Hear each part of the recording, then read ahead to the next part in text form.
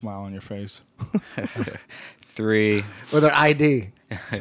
Every picture has her ID. You could get fucking busted for we going right now? pedophilia. Yeah, we are live. What are you talking about? Child pornography. Dude, we're live. Eddie Bravo, how dare you? That shit would stand up in Eddie court. Bravo, how dare you bring up shit that we were talking about off the air? Okay, I'm sorry. And start the fucking podcast off with that. It's my cousin anyway. Ladies and gentlemen, thank you for tuning in to the podcast. We are sponsored, as always, by The Fleshlight. You go to fleshlight.com. If you go to joerogan.net and you click the link, there's a place where you can go to and you get 15% off. And the what is the code that you have to put in? Rogan. And this is a Fat Boy Slim mix. Yes, Fat Boy Summer Mix 2010. You know what I love that the song that guy did? That Weapons of Destruction. You know, is that what it's called? Yes. Yeah, the one with Christopher Walken Yes. did the video and is dancing. It's a Yes. fucking badass video. Dude, all his videos or all his music's pretty good. I really never really got into him, but that one really grabbed me. Our guest, as always, my buddy, Mr. Eddie Bravo. Eddie Bravo of 10th Planet Jiu-Jitsu. You can go to twitter.com/Eddie Bravo. And where else can I get your shit? You still have a MySpace page up with all your music, right? Yeah, but You're I gonna think move that to another people. Eventually, man, I'm like behind on every fucking thing, man. I got to put out the mastering, the Twister DVD. Dude, I'm so behind on everything. So, like musicians are still using MySpace. Some of them, right? Because it's convenient, right? Yeah, it's got that music player that you could see your views or your hits. That's pretty important to music. That's super important. If you have thousands of hits on one of your songs, people are going to go, oh shit, let me check that out. If there's 4 hits, people are just going to bypass it. Right, and when you embed a video, you can't embed it with the number of hits in it. It can't show. That must be something new. I don't know about that. No. I mean, if you embed like a YouTube clip, all you see is the window. You don't see how many videos or how many people have watched this video. No, but that would be a good feature, I think. But no one goes on MySpace anymore. You know, I'm always on my website, 10thplanetjj.com. I'm on that motherfucker like Joe on Twitter and shit. All day. Okay, so if they want to see your music, though, they could still go to myspace.com/thetwister. Those are all old videos and shit that, like they're like 3 or 4 years now old, but they're still badass. Brian Reichel, what are you doing over there, buddy? Just fine tweaking the audio. Fine tweaking. Brian has become quite a podcast mogul. He's been broadcasting not just this podcast, but the unfortunate Brody Stevens project. Yeah, that was. Did you watch any of that? Yeah, you did. I watched a little bit of it. Well, what Keep was it your going comment? and call it that. The unfortunate Brody Stevens project. That's a Call good it that, idea. right? He looks like he's going crazy. Yeah, then that way he's allowed to get crazy. I just think I need a taser, though. I think if we do that, I need a taser. Well, it's a character, He's in Yeah. character. It's like, I think it works great for stand-up comedy, but I think for a podcast, I don't know. Yeah, it was hard because I felt bad. The last episode, he brought his roommate on again, and he screamed at his roommate the whole time to the point where his roommate, I saw look like close to him, and his cheek was twitching because he was so upset. And then I went outside because I was freaking out. I went outside, and he comes running outside and goes, like in the middle of an interview, he just took off, and Brody was just left there on the couch going, I don't know what he was doing. But the guy's like, I can't take this anymore. I don't know what to do. I can't take this anymore. And like he was, like he just got raped. That's what the conversation was. And that's when I came to the conclusion that what happened is that they act together. Brody Stevens and his roommate act together like if a couple were to break up and they had to live together for like 3 months. Like that anger. That's the kind of tension they have. Yeah. And it's, I don't know, man. It freaked me out. That's some real fucking anger too, man. You ever been around someone when they're breaking up but they still haven't moved out yet, and then the chick starts seeing another dude, then they have complications, or the guy starts seeing another chick? Woo! Fuck that shit. Yeah. No. That would never happen. I would never put myself through that. I mean, you have to be a brokester and understand, or some kind of. I don't know what's going on with the lease or something. Maybe there's like a lease problem. They're both on Some the people lease. just love drama. Fuck Dude. They that. can never figure it out. They can never figure out how to be cool to each other. Oh, From the moment of the relationship, it's just it's an eventual explosion. It's like how fucked up does it have to get before it all falls apart? The only way I could understand a situation like that is girl breaks up with boy. Boy is begging for girl back. Girl goes, you know what? We're not getting back together, but I'm fucking staying here for 2 more months because I paid the rent. And boy's like, fuck it, stay. It's like it's gonna give him more time to maybe change your mind. You know what I mean? You know what I'm saying? Yeah, I could kind of see that. When I broke up, I lived with a chick a long time ago. The first chick I ever lived with. Very nice girl, but we were both kids. You know, I was 21, she was 20. We were both retarded, right? And when I lived with her and we broke up, there was a period of time, like for like 2 weeks, we were still together. And she was still like staying in my house, but we were not together anymore. We had broken up, so she had started dating other dudes. And I'd started dating other chicks, and you know she would be cool with it. And then like she would tell me about dudes, and I wouldn't get jealous, but I would tell her about a chick, and she'd get mad at me. Within 2 weeks? Oh yeah, She's already telling you yeah, about we're 20 years old, man. 20 years old, you're retarded. You don't know what the fuck's going on. Were you in love with her? No, I mean, what the fuck Probably does that mean? not. No, Yeah. no, way. definitely not, because I didn't freak out when she left. Although I did like try to get her back, and I came off like a huge faggot. I don't know if you've ever done that before, like when you get devastated by a chick and then you try to figure out a way to bring her back. It's almost like an ego thing, really. It's like the relationship was boring. Did she break up with you? Yeah. She broke up. Okay, that hurts. Now, how long were you guys living together before? Not that long, man. It did not last very long. It was a disaster. 6 months? Maybe something like that. That's even. You can get deep in 6 Yeah, months. maybe not even. I don't even think it was 6 months. She was a nice kid. We were just young and stupid, but she started banging other dudes, and I started banging other chicks, and it was real weird because we were living together, Yeah. and every now and then, like she would get horny, and I'd fuck her anyway. It was very strange. It was like retard relationship shit, like the shit you do when you're 21. Usually, generally, when someone breaks up, the girl, generally, for most people, the girl has so much more power than the guy. The girl can bang 10 dudes that day they broke up. Like the guy the guy might not be able to get laid for a couple weeks. True. Right? Yeah, true. He hasn't been in the game for a while. And that's the reason why they're breaking up, is because the guy found someone new already.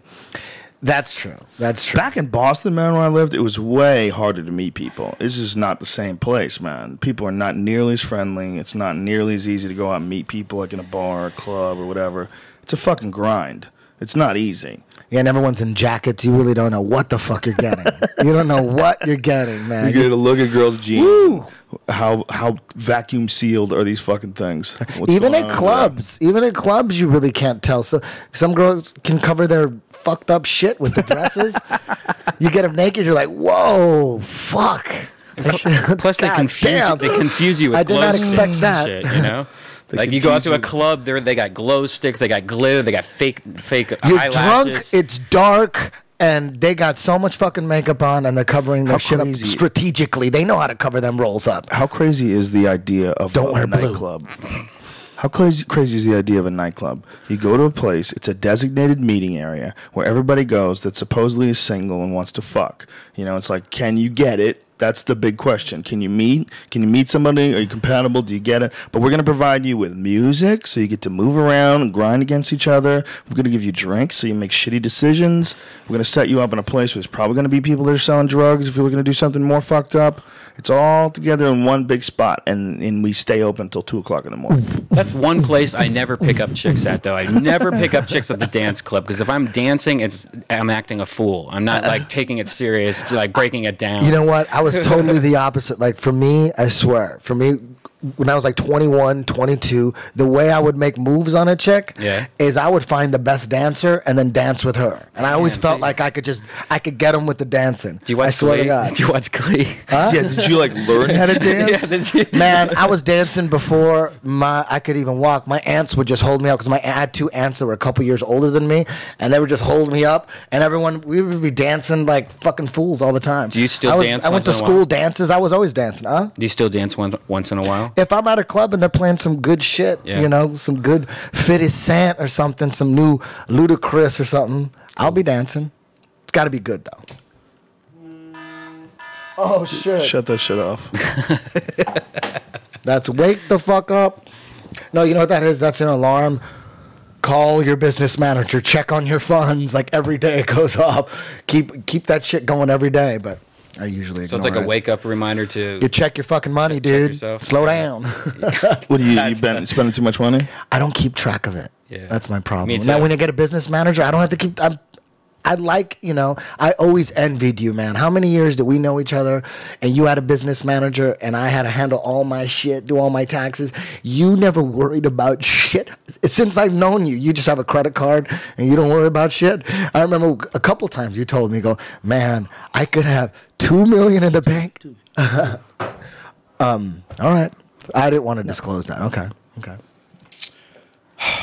So anyways, Eddie Bravo, Eddie, do you like comic books? Did you grow up liking comic books? No, I never read comic books, man. I wasn't into it. I hated superheroes, man. I wasn't into them. I was Spider-Man for Halloween, and it's so weird playing the role of like a superhero at a party. Like I went to this huge party, and I was dressed up as Spider-Man. And I realized when I had to walk around the party, I was walking around the party like I was Spider-Man. Like I wasn't just stepping. I was like I didn't do it on purpose. I just what? It was so. What the fuck is wrong with you? I was really stoned in it. I don't know, but it was weird, man. So you're really stoned. You thought you were Spider-Man. Well, I just caught myself walking different. This is the same dude, by the way, that said that he doesn't like certain video games because now when he sees buildings, he wants to jump from one building to the other because he's played this in games. He actually thinks that he could go do that. No. What? You're getting lost in the character, which is totally cool, man. No, I was talking about. I played so much of this particular video game in a short amount of time, like all day long, that it got to the point where I was driving and I would just like kind of space out and think, "Oh, look, that building! I could jump on there." I could see that. You know what I mean? You're thinking of retarded shit. You never usually want to talk about, but you're thinking about that shit. Right. Like, man, I'm actually thinking about the fucking video game. Jumping around just because you played it so much. How many hours straight do you play it? At that time, I played it for like all day long. Like I'd wake up, play it, go to bed. That's ridiculous. Yeah, People for like a month. That? For a month though. That was the only time I ever became addicted to it. People do that. Game. My little nephew, that's his problem right now. They got to take away that fucking game controller. Yeah. Because he plays all fucking days, fucking up his grades and all that shit. And my sister's like, "Oh, we only let him have that video game on weekends." And they take the controllers and they fucking hide them. He goes looking for it. He breaks into the fucking room. So all they really need to do is have like a video game controller like dealer at school, right? You have your little side one you can plug in. How easy is that? I'm real lucky that I didn't have video games when I was a kid. I mean, we had like stupid, like the ones on TV that you'd play. Like I forget what they were, but they weren't. Like I think Mike Tyson's Punch Out. I think we had that. I think that was like when I was around high school. I had Atari, the old Space Invaders. Yeah, I had that was it. That was all I had. That wasn't that addictive. I mean, it was okay, but it's nothing like Call of Duty Dude, it was amazing back then. Space Invaders at your house. It was amazing. Like fuck. Yeah, but I'm talking about the sheer addiction value of it. It's not even close to the video games today. No. People are having real problems with their kids starving. It's like a regular basis because they're not feeding their kids because they get lost in these massive multiplayer world games. Yeah, like World of Warcraft. Yeah, like these World of Warcraft games, man. It substitutes these people's lives. Like The Sims, and there's a Farmdale girl just beat her kid to death because the kid was crying and was interrupting her Farmville game. Yeah, it's fucked up. You know that new Call of Duty game that came out last night, Modern Ops or whatever. I don't even know what the name of it is. I just saw that it's in 3D. Whoa. It's one of the first video games to like release to be made to be played on a 3D TV. So that 3D we saw the other day at Best Buy. Holy shit! Imagine playing Call of Duty now, dude. I did not realize how badass 3D looks now with a movie that's animated for 3D, and then you get one of those 3D glasses and you watch on the new 3D TVs. It's fucking incredible, man. It's just like.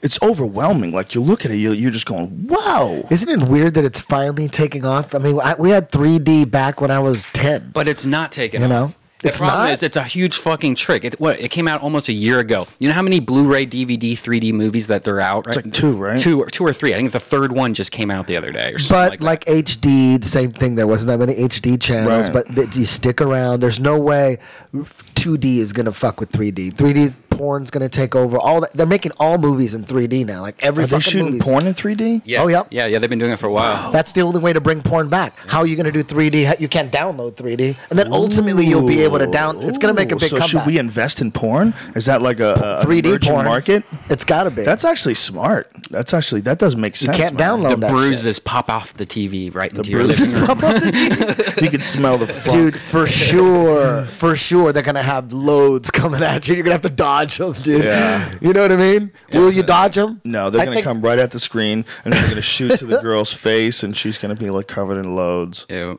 Yeah, you're gonna see the loads coming from behind the camera or something, right? Imagine You're if it was so good though. If you had a wall projection TV and the legs were just being wrapped around you, you know. It's really gonna be gay porn that takes off from 3D. Because what can a girl do in 3D while she's having sex? Like the titties coming at you? Yeah, how it many? looks How often? better. It's just it looks better. pop, you know, The dildos. depth is way better. And when it's Yeah. not just that, you know, you have like tricks. That Right. was like old 3D. Like Yeah. remember Jaws 3D? Yeah. There was only one thing that happened. That the shark went through the glass. And you're like, he's coming. Absolutely. But the rest of it was bunk. It was like tricks. But now it's not tricks. It's like they're doing Depth. Yeah, it's like that. What was the Monsters versus Aliens? That Yeah. was the animated show that we were watching. That was in 3D. Yeah. It was insane.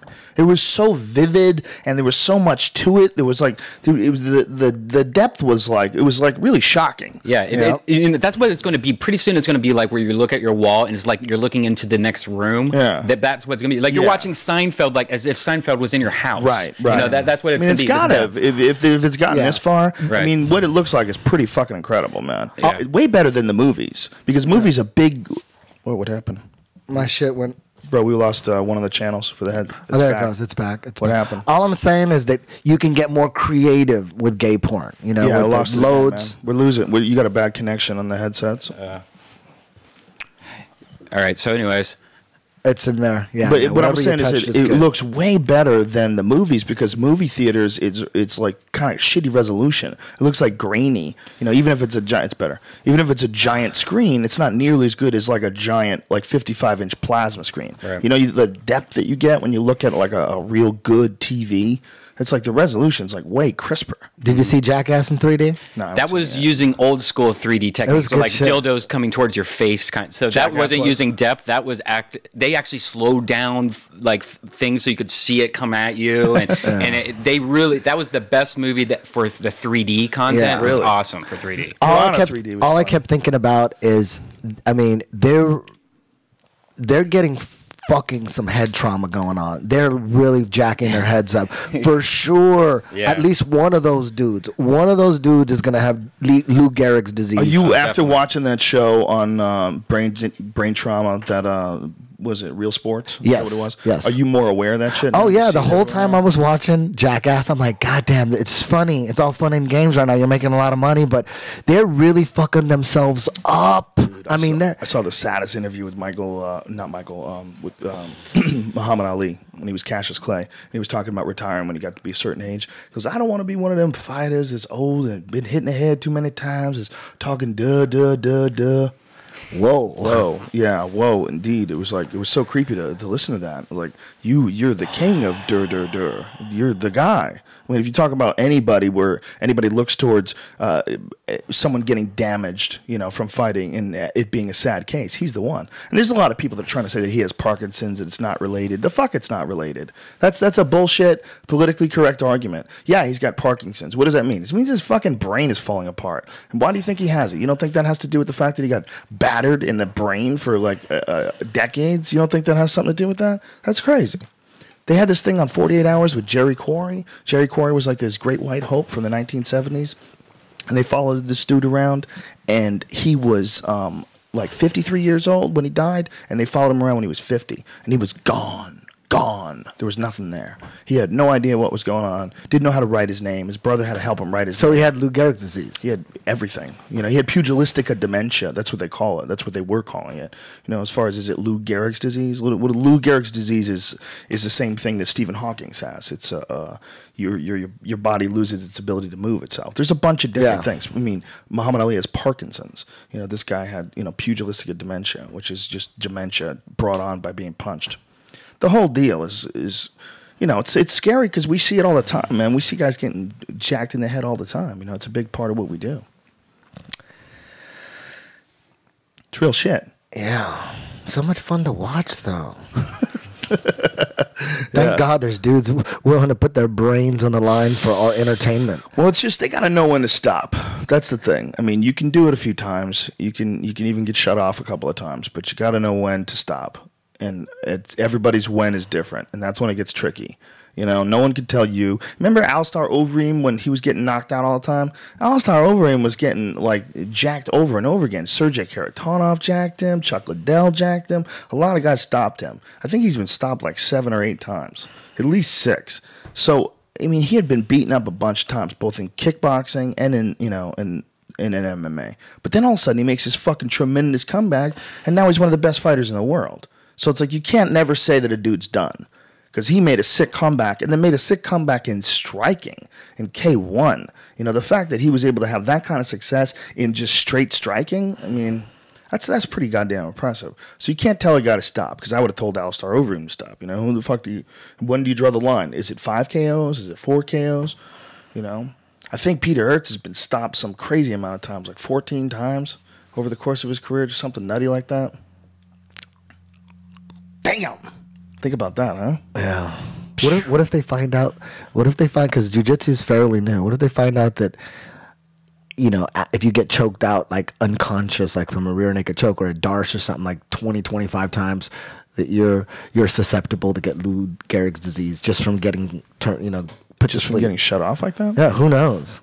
Who knows? Well, I would say that they know that you can be deprived of blood to the brain for a certain amount of time before there's damage set in. But how do they know that? I mean, they know that people have gotten damaged because they had blood shut off to their brain for X amount of seconds, or is it a minute? I mean, how long? What is the amount of time where you start getting brain damage? Remember we talked about this once, where you're saying like if you really hated somebody, you'd choke them out, but not to kill them, just hold on for 90 seconds and make them retarded. That's a character I wanted to develop, man. A guy who's he's like a Dexter, or you know, he just kills people, but he doesn't kill them. He just chokes them out just for 58 seconds, just to turn him into a vegetable.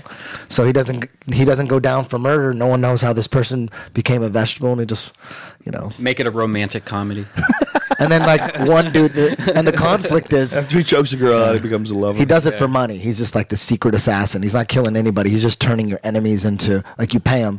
And then one guy, he didn't choke long enough, and the guy can kind of talk, and he's trying to bust him out, so he has to figure out how to fucking get near him again to choke him out. And the guy's like, ugh! He's like pointing at him. He's like, I gotta put this motherfucker in an arm triangle one more time. But Did you so that missile thing? A lot of people don't know this, but there was a missile that was fired last night off of the coast of California, like Malibu area. Yeah, I heard it on Carson's radio show this morning, and he said that that's where he lives. He didn't see anything, and he had all these. Whose radio show? Carson Daly. Carson Daly has a radio show. Yeah, on K-Rock, I think. He does. Yeah, in the morning. K-Rock is Kevin and Bean. I think is it's he on after it, maybe. Okay, maybe after. But he was saying that he didn't see anything, so he had all these callers call in, and then it was like 2 hours later, everyone said they saw something, but not with the time that everyone else is saying. So, well, they have pictures of it. Yeah, I mean, something happened. Yeah, there was one before that happened. I remember I was driving. I was in Hollywood, and the sky was like it was just turning dusk. You know, so it was kind of like half dark, half light. And they launched a rocket, and you could really see whatever this thing was, this missile. Mm-hmm. You could really see like the contrail behind it and everything. It was pretty dramatic, you know. And then they had to, tell people that they do these things at night, and that this one was from out of Edwards Air Force Base, I guess. And they shot it at night, but it was just not dark enough. They miscalculated the time, so people get to see it. So it's like, what do you mean they just shoot shit up in the air? Did they do this all the time? Yeah, my friend that's in the Navy says that they shoot missiles all the time. Where do they go? I don't know. Probably aim them to the water. Shoot dead missiles, and imagine if you were in a fucking rowboat and nobody knew you were out there, and you got hit in the head by a missile. Ugh. Just a random. I mean, people have been shot. They've been shot by people shooting up in the air. Right. And the bullet goes up in the air and then lands on people. That's happened a bunch of times. Right. Could you imagine if you got hit in the head by a fucking missile? I wonder what Alex fishing? Jones is saying about this missile thing, or if he even knows about it. Oh, what would he say? How would he sound? Basically, the New World Order, the elites. I gotta move my phone. The New World Order, the elites. I don't know. What the fuck would he say? He would say something stupid. It was Obama. Yeah, he'd say something about life extension. We had a crazy experience in Texas with Alex Jones with Joey Diaz. What happened? Joey What did I miss? Diaz lit the Alex Jones show on fire. He went off. Alex Jones fucked up, and this is where he fucked up. He had Joey come on, and it was his idea to bring Joey into the room. He's talking to me about, what about chemtrails? What about what's going on with the environment? You know, what's going on? What about they're going to kill the dollar? So he's got all this stuff that he's bringing up with me, and then Joey's outside, and we're just talking kind of like straight, real conspiracy theory, Alex Jones style. But he brings Joey in, and we were at the end of the show. So he goes, well, we're going to go into overdrive right now, and we're going to overdrive, super secret overdrive. It's live on the internet, but you know, you can swear. It's all right. It's not FCC, but try not to swear. So he fucked up. He gave the green light to Joey. He let Joey know that Joey can just go off. And so Joey starts going off. First of all, he's going off about Cuba, about how what did he say? This is a free country. Well, the real, when it really went awry was when he started talking about smuggling drugs. He goes, I got here on the plane. I had the sack under my ball sack. I put the sack of weed under I was stinking like a motherfucker. And he's going, no. You know, Alex Jones going, no, you didn't. He goes, no, I did. It was under my left ball. My left ball is bigger than my right ball because I'm right-handed. I thought I had cancer for a while. So he just goes deep, Joey Diaz. As Alex Jones is going, well, but no, that didn't happen. No, he goes, it did happen, cocksucker. Obama, freedom of speech. So he's going fucking crazy. And Alex Jones can't figure out what to do, and I am laughing my balls off. So as I'm laughing, you know, Joey, if he's got an audience and that audience is laughing, Joey knows how to finish the deal. It rages. He gets red. He starts getting sweaty. He knows how to finish the deal. So he's going off about how stinky this weed is under his ball sack, and that he go through the X-ray machine, and he thought he was going to have to get arrested. And then the more Alex Jones protests, the crazier it got. Yeah. So Joey finally, you know, Joey stands up. He always likes to stand up when he's going to end something and walk away. Yeah. He's in a fury, a frenzy. Yeah. He goes, Joe Diaz, Facebook, Twitter. He stands up and he goes, check yourself before you wreck yourself. Big dicks in your ass is bad for your health.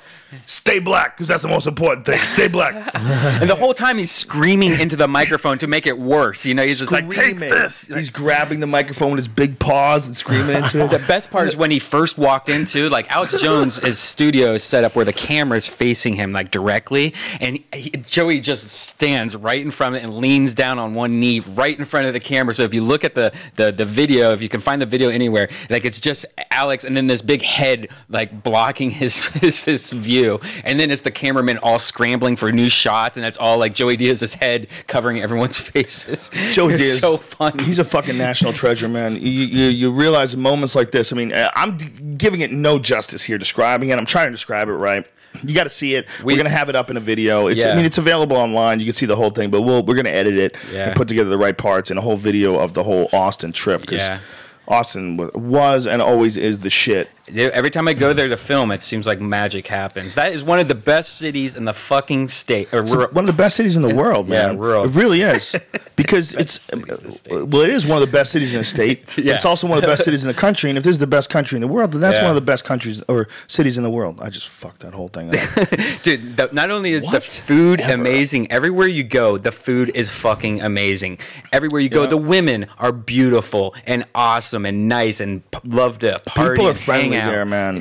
It's a friendly place. There's a few spots like that in this country, man, where people are friendlier. That's one of the best ones. Austin, Texas is one of the best ones. Fucking great music. One of the smartest ones, too. Yeah. You know, there's just so many smart, cool, interesting people there. It's just, it's a fun fucking place to do. Worst highways ever. The GPS just queefs when it tries to find the exit. Well, for some reason, they decided instead of make their highways wider, they just decided to stack them on top of each other. Yeah. It's like the logic behind it is so strange. And if you miss an exit, it's so impossible. You have to round about it. You're fucked. You're fucked because almost every exit becomes a new highway. Yeah. In another direction. You're like, where's this one going? Yeah. It's death. It's death. If you miss a spot, you're fucked. Yeah. But other than that, it's the shit. Jessica Alba was here. The first clip that we got that was classic from Austin was the clam thing with Ari. Clam. They painted that whole green room too. Yeah. They redid that whole place. That was sad. They used the green room in the Austin Cap City Comedy Club used to be covered with graffiti, and now it's just all painted. Yeah, and it was like famous comics. You know, some comics are dead. Yeah. Like I think Mitch Hedberg was on there and stuff, and they just decided to paint this green over it. Yeah, I asked him, like, what happened? Burger King buy you guys out? Like, what the fuck is this? Yeah, it felt like IKEA or something like the. Why would they do that? I don't know. That was the biggest fail ever. Somebody should take a picture of that green room and just call it fail. Well, someone should do is find photos of it all online and make wallpaper of it and then glue it back on. I have a lot of the. I've taken most of it. What you should do is enlarge everything up, high resolution, like with some fucking Gene Hackman movie type technology, where they could take a big picture and actually make it look good. Yeah. Maybe we'll wait until like it's LCD wallpaper and I'll just email them the photos. No, you're talking, bitch. Yeah, how could they do that, man? That place and the Atlanta Punchline. That's another one. The Atlanta Punchline, the green room is just covered with. One of my favorite ones is "Stop Trying to Be Hicks." Somebody had that as their avatar photo on the Rogan board for a while. The best one was in the Austin one. Was always my favorite, and that's one thing I always think is pee on the toilet seat. Maybe it will keep women out of comedy. No, keep the toilet seat up. Maybe it'll keep women out of comedy. Oh, I was taking my own life and mixing it in. Dude, I'm not a person that lifts the toilet seat and pees. I'm one of those guys. Through it? I pee through it because I grew up with my mom and my sister, and I just wash it every time. What? You piss all over the toilet seat and then you just wash it? No. My aim is amazing, but once in a while you get that one little teeny drop. So once in a while, someone has to sit in your piss. No, because then I always clean it with water and toilet paper. What about soap? Huh? Yeah, was that enough? If someone pissed on your fork and then cleaned it with water and toilet paper, Joe, would you eat off of it? You drink pee. I don't think I have to worry about your little butt having a drop of pee on it. It's his pee. I don't do it every day, and it's not mine. It's his. It's a big pee. difference between if I said, if I drank pee for a stunt on a radio show, or if I pissed in your mouth. These are two totally. Well, different it's like things, the old right? thing, like we used to always talk about. Do you stand wiping up, or do you sit down and go through the legs? Me and Joe are both standers. Are you a stander? Fuck yeah, I stand. Yeah, You see, gotta get in there. I wipe and then I jump in the shower. I just wipe once. you shower and then every shower. time? Usually? Every time. Wow. What if you're You shower every time you shit? Unless I'm like at a public restroom, but my shit's consistent at my. Wow. In the morning I have when a I wake up bidet. 10 o'clock, I'm ready to go. I have a bidet. I never even use that thing. You have a bidet. Oh, Yeah. Chris from Fleshlight. Did he tell you about the bidet? He has a bidet that has like a laser that finds your asshole, then shoots the water at your asshole at the same temperature of your skin, and then it comes out with another laser that shoots and finds the hair dryer, and it dries your asshole. Yeah, I heard about it in Japan. They have these. They're toilet seats. It's not a bidet. It's Right. actually a Joe, whole Joe. system. Yeah, Maurice Smith. Maurice called me up, and Maurice Smith called me up and was like, Joseph, this is a great business opportunity. Okay, listen to this. He starts telling me about toilet seats. I tell you what, it's not a bad idea because that's one technology that has not changed since I was a kid, you were a kid. Like that, it's the same. Wow, you got cushion. That's it. Why aren't we? They perfected that shit. Yeah, but no one's gonna buy them. It's so hard to get. If it was $300, I would buy it. $300? Yes. It's probably a lot more than that though. It probably It's a few really is. thousand. Man, it lasers your asshole. Yeah, man, finds that your shit's got to butthole. cost like $7,000, dude. Like actually, sheiks and shit probably use that. You know what I mean? It blow dries you. Dude, it has a hoses it down. laser. If it was $500 installed, I would buy it. No way. dude. $500, you would. Yes. The ones that are 500 are gonna miss your asshole, dude. It's gonna get your Yeah, I know. your butt cheek. They're gonna hurt. They're gonna hurt your butt. It's gonna be pounding in there. It's gonna splatter all this shit around your balls. Throw Forget some about heat it. warmers on that. I would do 600. They have warmers too. That's the other thing. They're heated. Yeah. The heated seat. Yeah. So you sit down. It's all warm and comfy. Put Bluetooth on it, $700. Bluetooth. So Yeah. you can get calls from there. Yeah, call from your toilet. Can you imagine had speakers behind you, like really nice Bose speakers? You're just sitting there talking while But on the then toilet? they hear the echo and they get mad at you. Are you shitting and talking to me? I told you to disconnect the Bluetooth on the toilet. It'll have like a jawbone. It'll have a second microphone that's like outside, and it'll mix the two. You ever talk to somebody that gets upset at you when you're talking to them when you're taking a shit? No, I never. They never figure it out. I've Cause told people before when they get upset. Or I've told people, "Are you peeing?" I'm like, "Yeah, I'm peeing. Is that okay? I can hear you." I like face. Like, are we pretending we don't pee? peeing ain't a big deal. But if you're on the phone and you shit and you like your ass explodes like one of those nuclear shits, you know what I mean? Where you gotta wipe, you gotta clean the toilet. There's only a few people I could do that with. Ari. You don't usually want to do that, like when someone's on the phone, unless it's your buddy. But if it's like a girl or Right, something, not for a business meeting. yeah. I have FaceTime What- with what Ari was while that? shitting. Sometimes I fart do when you I'm on the guys? phone, and I'm Yeah. like, "Ooh, I hope they didn't hear that one." I got to pull a butt apart. There was one time when Ari called me by FaceTime and he was shitting. So I was like, you know what? I have to poop too. Let's do this. FaceTime double shit.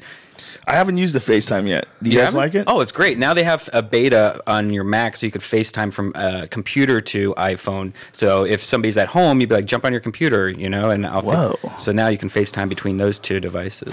When is that really necessary? It's like your girlfriend and she's like on the other side of the world or something. Well, yeah, we're Or all your on kids, the road. We're your on the kids. road. That's about There's it. that, yeah. Like your buddies, dude, get on FaceTime, bro. He's gonna fucking do that. Well, we talked about this before that eventually we're gonna have little cameras in front of us on like fishing poles, that are hanging from our It's hats. probably going to be just not on like fishing poles. It's probably going to be like hovering. Yeah, it'll be like floating with you, right? It'd be a proximity droid. We're going to miss the best technology with the oldest technology. Yeah, Yeah, I don't feel a need fishing for- poles. You don't feel the need for it, but I mean that's what I used to say about text messages. Yeah. Remember, I used to joke about it takes you 4 presses to get an S. Yeah. That was like a part of my act. Yeah, totally. The whole thing about remember when we used to the whole thing about Nextel. They don't have walkie talkies anymore, do they? They still do that? Yeah. I think In they Brazil. all do. They all do. I think in Verizon Brazil, has Nextel walkie-talkie. is like fucking Burger King there, dude. They run shit. They failed in the States. They said, fuck it. We still got Brazil. What? Brazil? Dude, Nextel is huge in Brazil. Really? Yep. They love the walkie-talkie feature. It's on Verizon too Man. now. It's on all of them. There's a funny story. There was this dude in front of Roscoe's Chicken and Waffles, and he was on a speakerphone, and he was talking by himself. He was just standing there by himself on the speakerphone, talking out loud, and you can hear his conversation.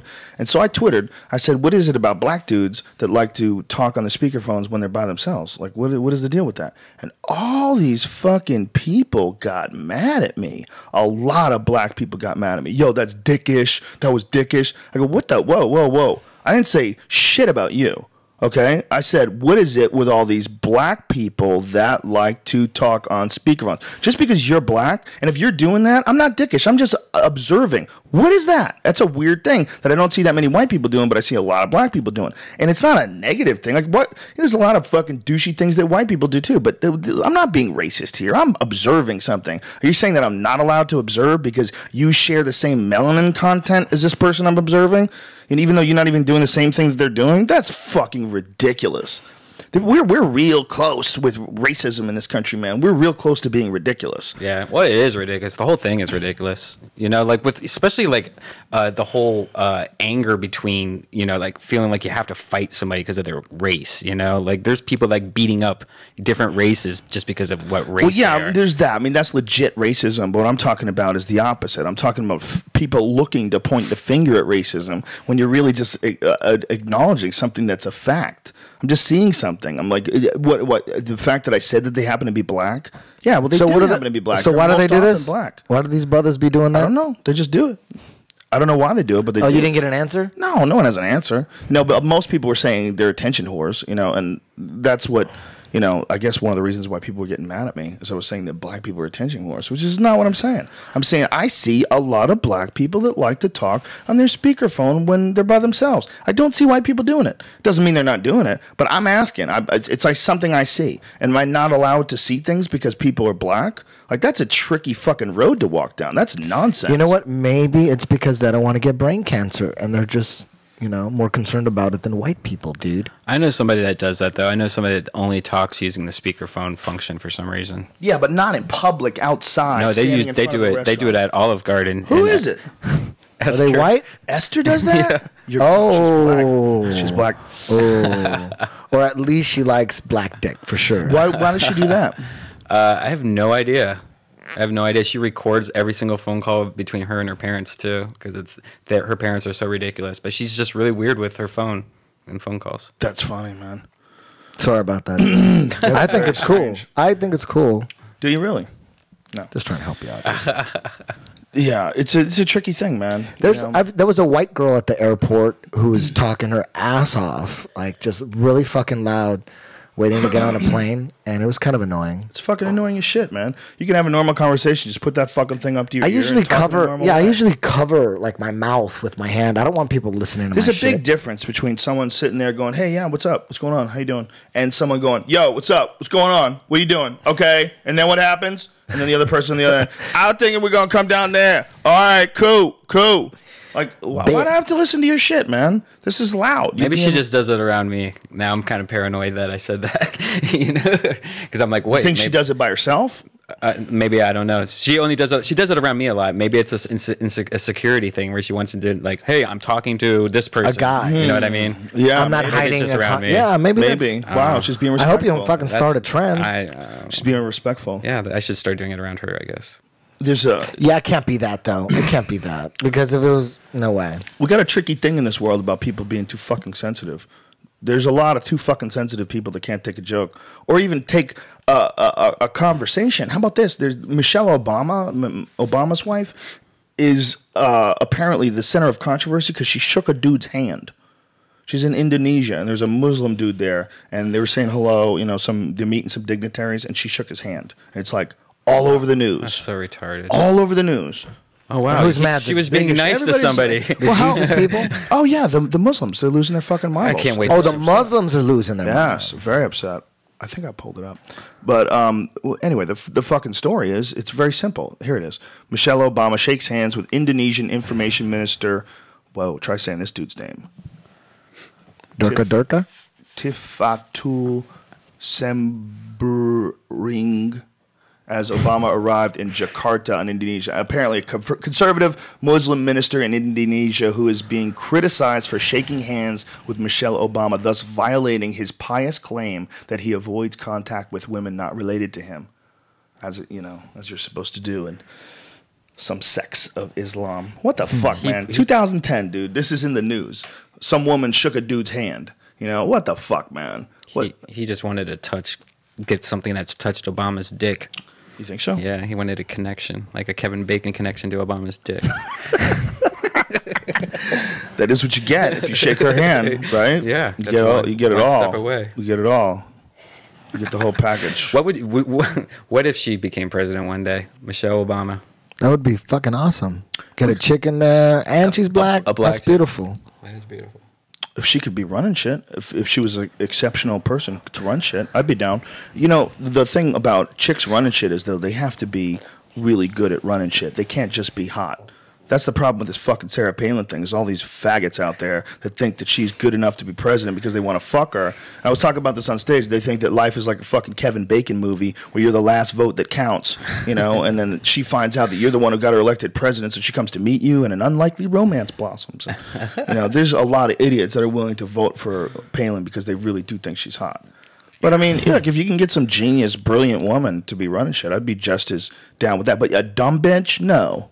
No. She's never going to become president. No, Palin? No. Never. Well, you know what? I wouldn't say never, dude, because I would have never believed she would have the following that she has. But everyone knows, everyone that has had a TV for the last year and a half, 2 years, have seen every single skit with her. And even if you like her, you have that in the back of your mind. Only you do. You're not retarded. Yeah. See, dude, 50+% of this country is almost retarded. True. There's a giant number of people that are so fucking dumb that there could be some other issue. Look, how about this Jan Brewer chick? Do you know who she is? She's the woman who was she was made governor of Arizona because the original governor left and went to what is her name? I forget. Went to the Obama campaign. Anyway, the point is, this Jan Brewer woman is nuts. She's nuts and old and can't fucking talk. And she goes on these debates, and she paused. She went on a debate. She's debating with this other guy who's running for governor. She paused for 10 seconds, said nothing. Just was stammering and not knowing what to do and moving her hands and shit. She had a full brain lock. This bitch lied about there being dead bodies on the Mexican border with their heads chopped off. Wow. And then everybody went, well, where are the bodies? Like, where's the autopsy reports? Where's the police reports? And it turns out it was all just horseshit. She lied about her fucking father dying in World War II. Wow. She said, my father died defending him. No, she didn't. He didn't die in World War II. She made it up. He died during World War II. No, he didn't even. He's still alive. Oh, that's That was the guy was alive. Oh, he's still alive? Yes, Nice. he's either still alive Maybe or his alive until soul got, recently. a piece of his soul died during She's just World a War dumb II. cunt, more That's likely. awesome. And now she won. And you know why she won? Because she supports this crazy new immigration law. She wants to keep all the Mexicans out of Arizona. Hey, And most that's of where I draw the line. Arizona is white people. Most of Arizona is crazy old white people. And they're like, you know, it's fucked up, man. Arizona is a nutty place, man. We have a good time there because people like to party, and you know the shows are always fun there. People are always looking for fun stuff to do. But if you look at Arizona as a state, like, it's kind of a wonky fucking state, man. Totally. You're allowed to just have guns there, dude. You could just be walking around with a gun in your pocket. You have to with all the Mexicans.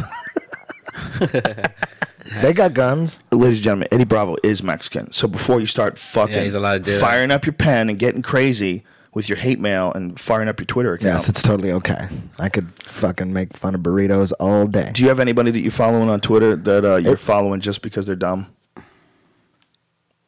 That you can talk about? No, not that I could tell. Oh, well, no. Yeah, you gotta be nice, No. right? Shit. No. Yeah. I like ridiculously dumb tweets or funny tweets. The in between shit I'm not into. Like when dudes just tweet like motivational shit that they've heard. Like, come on, man. Enough of that shit. I love motivational ones.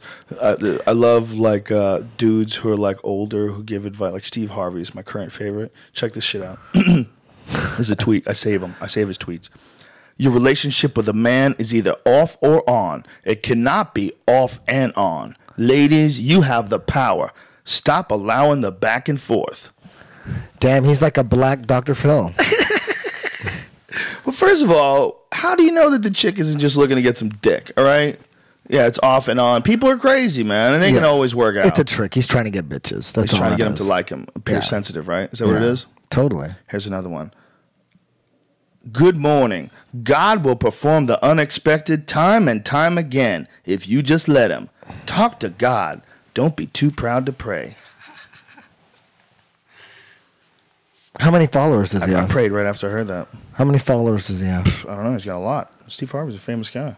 I bet he's got 100,000? probably something like that. Yeah. I just hit 200,000. Bam, son. That's incredible. Congratulations. Thank you very much. Incredible. That's Means pretty something cool. to me.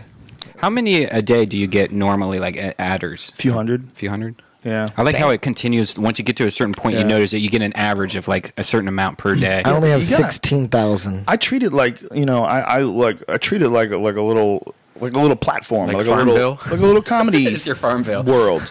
There's a lot of times where I get on there and I just promote gigs, or a lot of times I find like cool shit that I find online, like that Italian song where that American guy or that Italian guy was speaking, he was singing in an American accent, like what it was like gibberish. It wasn't real American words. Sim talk. But what he thought. Can you find that? Here, this is what. Yeah, it is. you just. I would tweet- love to hear that. You just Someone tweeted making it fun the of other an day. American accent but not really using words. It's really interesting. It's really interesting, and it's kind of a cool song. And if you see the video, but that I'll tweet shit like that or science tweets. Like that was going to tweet something today. They fired up the Large Hadron Collider and made thousands of little Big Bangs. They've started doing that, man. That's become a reality. They're really doing it now. Nice. So they have all these photos at the CERN lab. It's fascinating fucking shit, man. Yeah. But so there's that I do, and then I also I treat it like it's a little audience. I think you got to give people things, man. When you're looking to promote gigs and use the internet and shit like this, you can't just promote. You gotta give them some shit too. So like the other day I was watching Ancient Aliens. I spent like a whole hour just tweeting, talking shit on Ancient Aliens.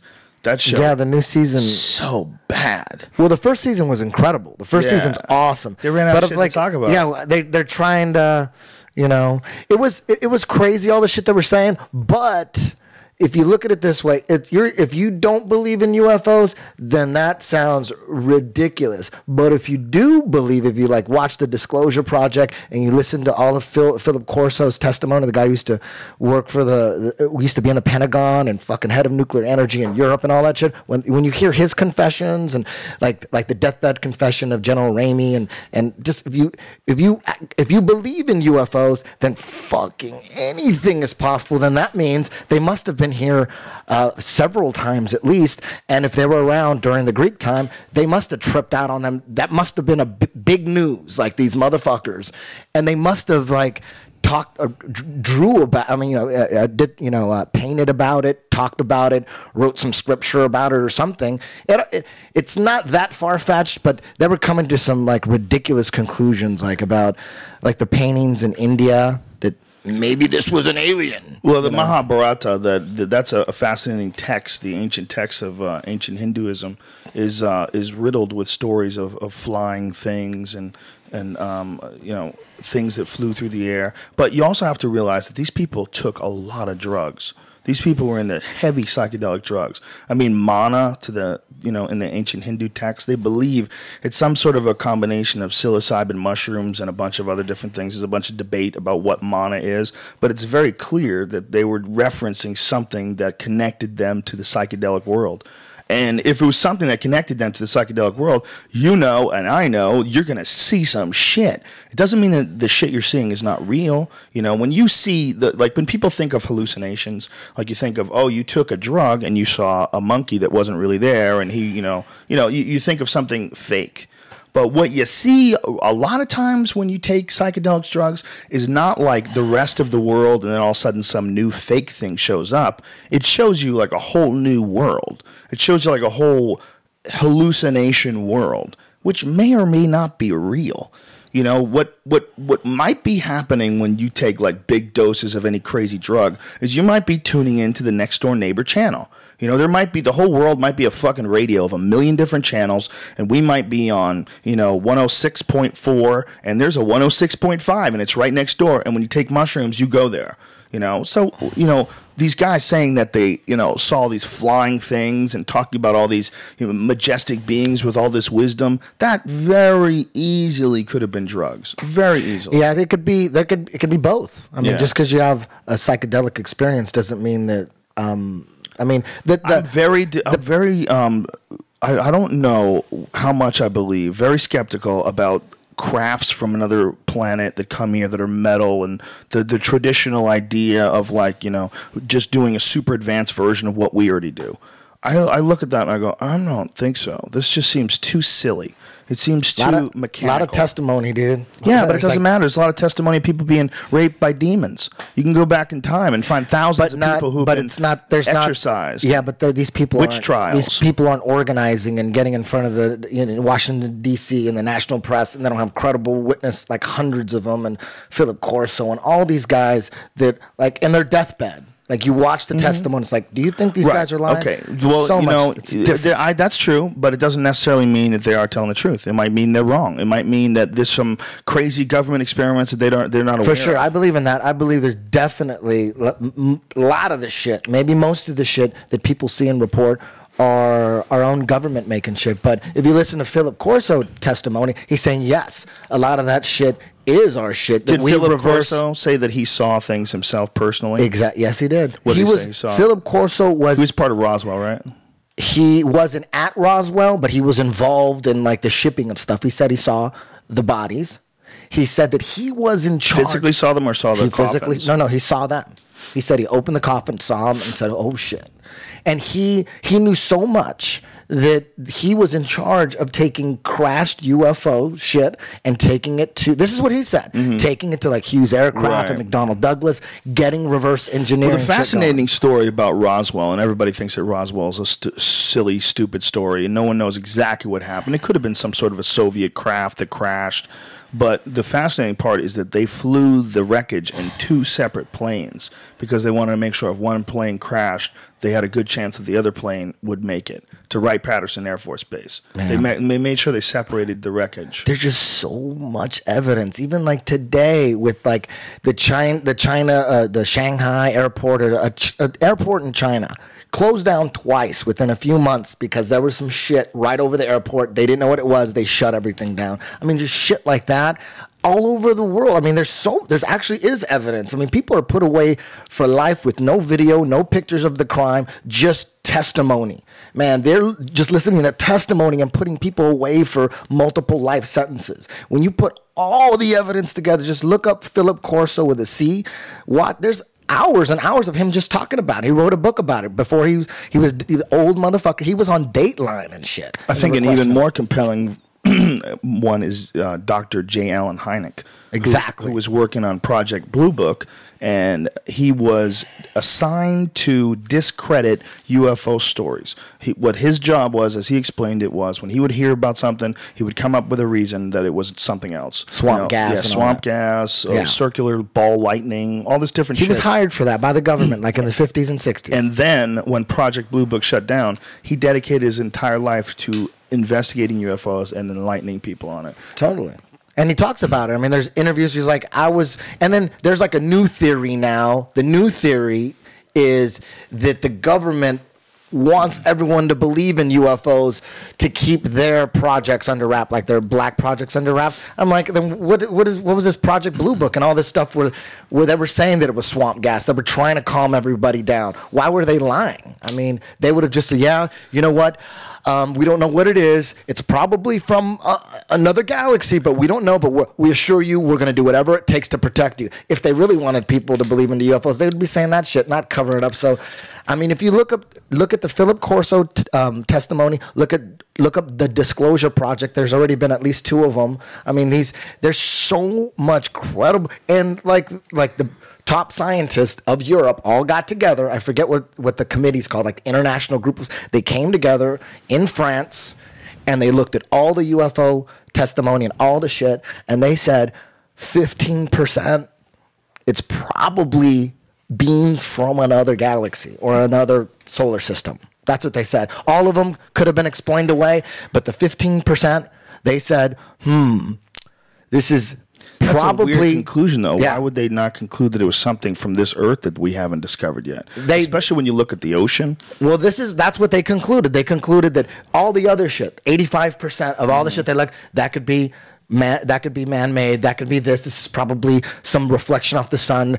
15%, they said it's most likely, because based on the pictures and the way they got some shit from like satellite pictures of craft coming from the top down that they couldn't explain. They're like, man, what the fuck is moving?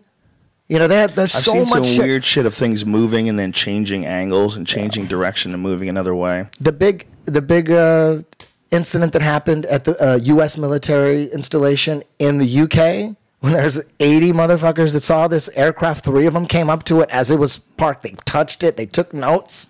They're in the Disclosure Project. 3 of them went up to it, and 80 of them were all around going, holy shit. But that's possible that it was a drone. That's possible that it was something from America. And when they said it took off, it disappeared. It was gone. Well, I mean, they said, if you have a drone, I mean, especially if we're talking about different alternative sources of power, we don't know exactly. None of those motherfuckers, and it came back. They sent a guy to look into it. And that guy's in the Disclosure Project too. Like 2 days later, they sent the guy to calm everyone down. Yeah. And they came back and they saw it. And these guys are all, when the military, the UK embassy, the Ministry of Defense, they came up to him and asked them, "What are we going to do about this? What was that?" They go, "This doesn't if it doesn't concern national security, we're not getting involved. If it doesn't secure, and we feel that it doesn't." Okay, but here's the problem with this whole story. Okay, you weren't there, I wasn't there. We're just talking about what we heard people talking about. We don't know exactly what went down, and until you talk to these people, you don't know how many of them are full of shit, how many of them are exaggerating, how many of them were traumatized. That's why I say, based on the shit that you see, if you actually look into it and then you make the judgment, you're making the judgment. Damn. You know, if you haven't seen the testimony, then we don't know what he said, or it doesn't. What I'm saying is, it doesn't matter. It's all on testimony. When you're basing it on testimony, you don't know anything about these people. You never know how much of it you're getting square. If 80, and this is what they said too. They said the response to the British Ministry of Defense saying if it doesn't concern national security, we're not going to get involved. Then 80 people fucking hallucinated then. And they got 80 people. 80 people that are full of shit. They got 80 people. It means neither. That's not true. If it means that 80 people were not aware of what they were looking at, that's all it means. If military people, they're trained to observe. They're in the military. It doesn't mean anything. If the military people that are in the know, the people that are there at the scene of the crime or the scene of the landing, if they're not aware of the technology that's available to the highest levels of government, they're not aware of whatever experimental shit they're working on, it might as well be from another planet. So what are they going to say? If they don't know about it? Of course, nobody knows. Nobody was there. But to make a judgment based on the testimony, you can totally not believe it and go, you know what? I don't believe these guys. Or you could look at it and say, I'm going to look at it with an open mind. Fuck, 80 dudes that are trained observers. 3 went up to it and touched it. They're saying it's out of this fucking world. Definitely. They're saying it. That's what they're in the military. The British Ministry of Defense is fucking not even looking into it at all. I mean, dude, the conclusion. I hear you, but it's still a bunch of people's testimony about something they saw. And then they might not have known what they were seeing. And then you add all the shit around. That's just one incident. Then you look at all of it, you connect all the dots, and then you know, you can make a decision. And my decision is that there's some shit going on. That's how I feel, based on all that. My decision is not that at all. My decision is there's a lot of people with a lot of stories, and we know for a fact that there are a fuckload of experimental government aircrafts that they use, whether they're manned or whether they're remote control, and you know, all these people are just telling their version of a story, something that they saw. I believe that they saw something. I do not believe that they know it was from another world.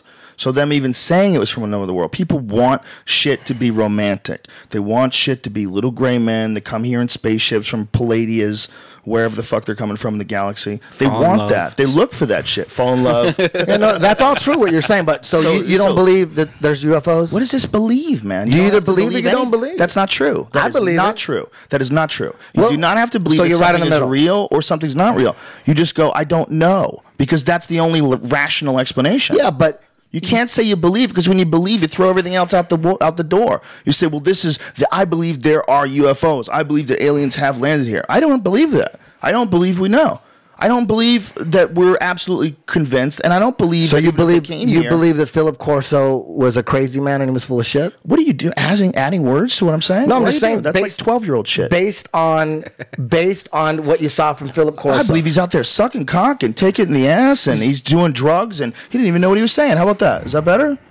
I'm just trying Philip Corso's just a guy, man. I mean, he's a guy that said he saw some bodies, and he's a guy that used to work for the military. Is he credible? For the Pentagon. He was the head of nuclear energy in Europe. Okay, George Bush was the president. He's an idiot. Does it matter? Does it matter like how high he got up there? It's very clear to me that the entire government is riddled with fucking idiots. There's idiots all over the place. Was he an idiot? I don't think so. He seemed like an interesting guy. Did he see some shit? I don't know. What did he see in those bodies? What were they? Who the fuck knows? They might have been mutants. They might have been fucking radiation disasters. They might have been little children that had a disease. Okay. I don't know. I don't know how much he saw it. I don't know how close he got to it. I don't know, you know, how much information he was really truly privy to. Do you think OJ's guilty? I don't know if OJ's guilty. I would assume he is. There's a lot of evidence. Okay. 2 dead people, knives, blood in his car. That's a little different than some dude who says he saw UFOs and doesn't know what it is. So why did they let him free? What the fuck are we talking about OJ for, man? That's silly. Well, we're talking about evidence and testimony and all that stuff. That's what we're talking about. Because we're having the jury system's fucked up. That's why. Because black people thought that it was one on their side, that they were going to release him, and if it did not fit, you must acquit, and they wanted to get back at the Rodney King verdict, and so they released him. That's why. It has nothing to do with UFOs. You guys are like a couple that broke up that have to live together. You have to be careful. You have to be careful when you start talking about things that you haven't seen yourself. This is just my opinion. I'm the same way with you. I don't, even if it was the most evidence ever, unless I knew for a fact, I saw it with my own eyes. There's too much bullshit. I don't follow anything. Why stress out about it? There's too much bullshit. There's too many people who are full of shit. Too many people exaggerate. Too many people twist the truth. And there's a big business in talking about UFOs. And that's another thing to be careful of. There's a gigantic business in writing books about this shit and doing lectures and seminars. And these guys make a fucking good living traveling the country, selling books and talking about UFOs. Whenever you involve commerce in a very strange discussion, like the discussion of the potential reality of intelligent life from other planets, whenever you involve money in that, and money in the stories, I mean, then it becomes like sort of a faction of show business. I mean, Whitley Strieber is one of the fucking biggest proponents of the alien abduction story, and, you know, wrote books on it, Communion, and had movies made about it. And that guy is a fucking book writer. He writes books. He makes fiction. He makes fiction, and he created this whole thing about getting abducted by UFOs, and everybody took it as fact. And man, who the fuck knows if it's fact? You got a guy who's a professional fiction man, and you don't know. You don't know what's going on in his head. There's no evidence. It's like there may be UFOs. Absolutely, there may be. There may be intelligent life from other planets. Absolutely, there may be. But you can't just jump on yes. Because you jump on yes. Did I just jump on yes? You jumped on yes. I didn't jump on yes. You said you know how much research I'm obsessed with UFOs. I do a lot. I didn't just jump on it. I listened to a lot of testimony. You said you believe. I didn't just jump. But I didn't just jump on it. Like, I you're making it seem like, but you weren't. like I heard one testimony and then That's not what I'm saying. Okay. I'm saying, look, if you listen to what I said was that unless you're experiencing it yourself, you don't know exactly what happened. When you're talking about people that are talking about crafts that they think were from another world, you don't know where it really came from. And that gets very, very tricky. And if you choose to believe or not to believe, you're jumping on one side or another. If you're saying, I don't think there's UFOs, I think everyone's full of shit, you're jumping on no. And if you say, I believe they're here, you're jumping on yes. Even if there's a lot of what you think is evidence, unless you're seeing it yourself, unless it has been proven, which it clearly hasn't, it's clearly up for debate. Even though there's a bunch of people that come forward, whether there's 100 or 1,000, and they have crazy stories about things that move too fast, who the fuck knows what that is? Who knows? Okay. You don't believe in UFOs? Wow. Wow. Dude, are you kidding? You're kidding? You're kidding, right? I'm not kidding. That's not what I'm saying. I'm not saying that I don't believe in UFOs. Okay. What You're saying you don't know. No one knows. None of us know, man. You don't. No. That's what I'm saying. Believe. When you believe something, it's like based on the evidence. I believe there's some shit going on with other galaxies and other. That's what I believe. It's possible that there's life on other planets. It's certainly possible. It's also possible that life is a dream. It's also possible that your life is imagination and you've made it all up. And I'm a figment of your imagination. And each player is in your life to provide you with some information and try to help you and move you along in a certain way. It's very possible that this life is not even real. It's very possible that I'm in your imagination and you're in mine and we self-create. There's a lot of different possibilities, man. It's possible. But whether or not there's UFOs because some people that you don't know, who you've never met, saw some things that you never saw and said they wrote it down and had conferences and discussions about it, I don't know. I don't know about that. Do you guys like sweet potato fries? It's a tricky thing, man.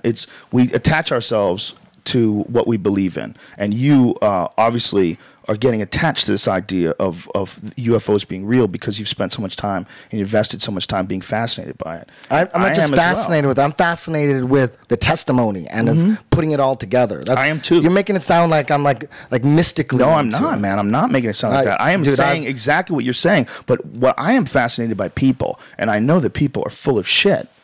And I'm not assuming that all these people are pious. I'm not assuming that all these people are completely honest and without ulterior motive and telling exactly the, as they saw it, the truth. I'm not seeing that. I'm seeing a bunch of believers. And that's the problem. Even if you saw something fucking completely insane, I don't want you telling me you know what it is. I don't want you describing it that way. I want you saying, I don't know what it was. I want you to say, I think, it could have been some sort of a craft that I'm not aware of. It could be some That's what UFO means, man. Unidentified flying object. No, you're not saying UFO. You're saying aliens, right? Yes. Well, I'm not saying aliens. I'm saying unknown. Okay. And when someone says they know and they start talking about it being from another planet, bitch, do you have like some fucking serial numbers you can track back to this planet? Like, how do you know where it came from? You don't know shit. They're just taking a guess. They see something in the sky. I can't build it. Must be from space. I mean, it's that simple. It's not that simple, man. Like, I can't do it. I could be. It's not that simple. It is that simple if you want to claim you know where it came from. Man, okay. You can't know. You can't know. No one's saying they know. If you don't know, if you haven't seen it, you don't know where it came from, you haven't watched the video of it fucking flying off that planet and landing here, then there's a lot of fucking guesswork. It's a romantic idea. The idea seems so cool. The idea that there's fucking aliens, it's tricky because you get sucked into it. Like, it seems so awesome. So does the Loch Ness Monster. It's like we have this built-in shit in our head. It's to look nothing for like the Loch Ness things. Monster, man. The Loch Ness Monster's like, Bigfoot. Bigfoot is a real animal. They have isolated an animal called Gigantopithecus that they believe if human beings came down the Bering Strait and they came from Asia, Gigantopithecus lived in Asia as recently as 10,000 years ago. It was a bipedal primate that was 8 to 10 feet tall.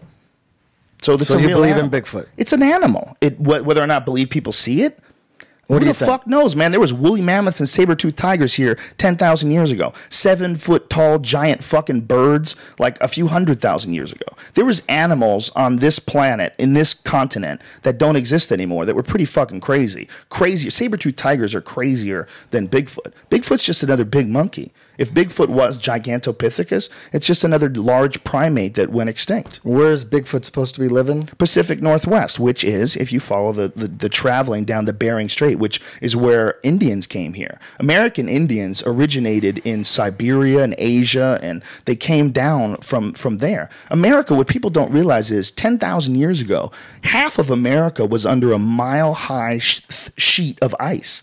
This was covered in ice. This was like a barren land. But something dramatic happened to the environment of the Earth, and the Ice Age, when it ended, America opened up, and that's when people started moving here. I mean, some of the people had already moved here. They found Chinese bodies here from 10,000 years ago. But when people started moving here, they came from there. They came from the Bering Strait. That's like the number one theory of a big percentage of the American Indians. So they came down from Asia, and this monkey lived in Asia. And if this thing followed them, who the fuck knows? Is there any compelling evidence for Loch Ness Monster? There's pictures. There's scans from radar. They think it could be a big fish that could have got landlocked that was extinct in other places, but not there. The problem with Loch Ness is it's really murky. They can't see, and it could be a bunch of other things. Could be a bunch of other things that people are misconstruing. And there's been a bunch of hoaxes. But when enough people have seen things, you got to wonder, well, what the fuck is it? Is it an eel? Is it? Well, you got to think of all the animals that are real. You know, is it a dolphin? Probably mostly floating wood and just people knowing the story and going, "Oh, there it is! I saw it." There's more evidence for Bigfoot or Loch Ness Monster. Probably Bigfoot, because Bigfoot, there's the American Indians. That's a big part of the lore of Bigfoot. There's over 250 American Indian names for Bigfoot. Bigfoot was born in the imagination of right. an American Indian that just I might have wanted made attention. that up. It might have been 20. What'd you say? Bigfoot was born in the head of an American Indian that was just wanting attention. Can you imagine one dude came up with that and it just spread over Probably and what over happened. and And over again? all the other ones is somebody hearing that same story and just being paranoid, walking through the woods late Or at night. it's like other tribes with like these fucking costumes, like bear costumes. The most compelling evidence about Bigfoot is actually the audio tapes. There's these audio tapes of these crazy primate howls that they've recorded in the Pacific Northwest, and they're really fucking loud. They're really loud and interesting. And these have been done, you know, and supposedly by legit scientists. They've recorded these sounds. So it could be somebody let a monkey loose. They had a crazy pet monkey, and they let that motherfucker loose, and he's screaming in the woods. Joe, if we put you in the woods, you could make up some sounds that they would think was Bigfoot in Loch Ness Monster's baby. What's the worst conspiracy theory? Like the worst one? Flat Earth. There's people that believe the Earth is flat. To the young Earth, that's another bad one. No. Like today, people don't believe it's Yes, flat. young Earth. Yeah, they believe the young Earth. Yeah, that's a big percentage of the Christian population. There's a guy on Twitter. I follow him all the time. He's this crazy, retarded Christian young Earth guy who's always talking about the evidence against evolution. He has these YouTube videos of just you can't watch them for more than 5 minutes because the insanity radiates off the screen and it starts to get you. Blonde hair, cute lips. He's really nice. Yeah, he's hot. They believe that the Earth is less than 10,000 years old. A lot of people, more than 50% during a recent Gallup poll in the United States, believe that the Earth is the age that's depicted in the Bible, which is less than 10,000 years old. They probably don't even know what that is. They're just going, did the Bible say that? Yeah, it's the Bible. Probably. You know what I mean? Yeah. They're like, what does Jesus think? Yeah, that's all they have to hear. There's a lot of dumbass conspiracy theories. Bigfoot's not the dumbest one. Bigfoot, there's a real animal that they can lock that to. It's like if there's one, the Jersey Devil, some fucking giant monster that's like half. Like the one Or from the Chupacabra. Yeah, the Texas one. Well, the Chupacabra, they've narrowed that down too. They think it's mange on coyotes because they've had dead coyotes that they've shot and killed that were covered in mange. Dude, they don't even look real. They look like monsters. They're zombie coyotes. They look like ghouls. They lose all their hair. It's a common disease, and they have photos. There's photos of them online. If you look Chupacabra, they have a headless one where they chopped its head off, and it's a coyote. It's a coyote that had horrible mange, and it has like almost blue, dark, like bluish, blackish skin, and it's no hair, and it looks like a monster. So that's most likely the origin of the Chupacabra, because you're talking about something that killed goats and shit and killed chickens. Yeah. That's what coyotes do. Yeah. You know, so they have that narrowed down. You know, I was at the zoo this weekend, man, and I saw a leopard. They had a leopard there. And it was so sad. Leopard's just pacing around. Just doesn't get to jack anything. Just pacing. Look at all these people staring at him. Well, they've started to find leopards in America, bro. Really? Leopards have made their way to Phoenix. Wow. There's leopard sightings in Arizona. Wow, that's awesome. Yeah, they're coming up through South America and through Mexico and into America. Fucking leopards, bro. That's pretty good. Leopards are no joke. Could you imagine if you were like the first American to get jacked by a leopard? I would love it. Would you? They're not going to last you too said long. jacked. There'll be leopard hunting season, and those motherfuckers will be wiped out. Do you think so, man? There's a lot They of try to go bleeding into hearts. Texas. Yeah, if They'd they're be going to fucked. Texas. They don't even have to open up a hunting season in Texas. They'll just start shooting them. The kids will shoot them. Yeah. Who were we talking about the other day that was jogging and they shot something and and you were more amazed that they had a gun while they were jogging. Somebody was telling us a story. Yeah, who the fuck told us that? What was that? Oh shit, that sucks. I thought you would know. Never mind. Didn't they do that in Colorado when you lived there? Didn't you jog with? You had to have a gun, right? I carried a gun. Yeah, I did. Yeah. Really? They have When I they have went like hiking, jogging holsters. You know what I mean? Like I like carried a gun every time I went hiking. Right. Fuck you. You Like know, you the jog last with a thing you wanna fucking do- rifle behind you. Yeah, dude.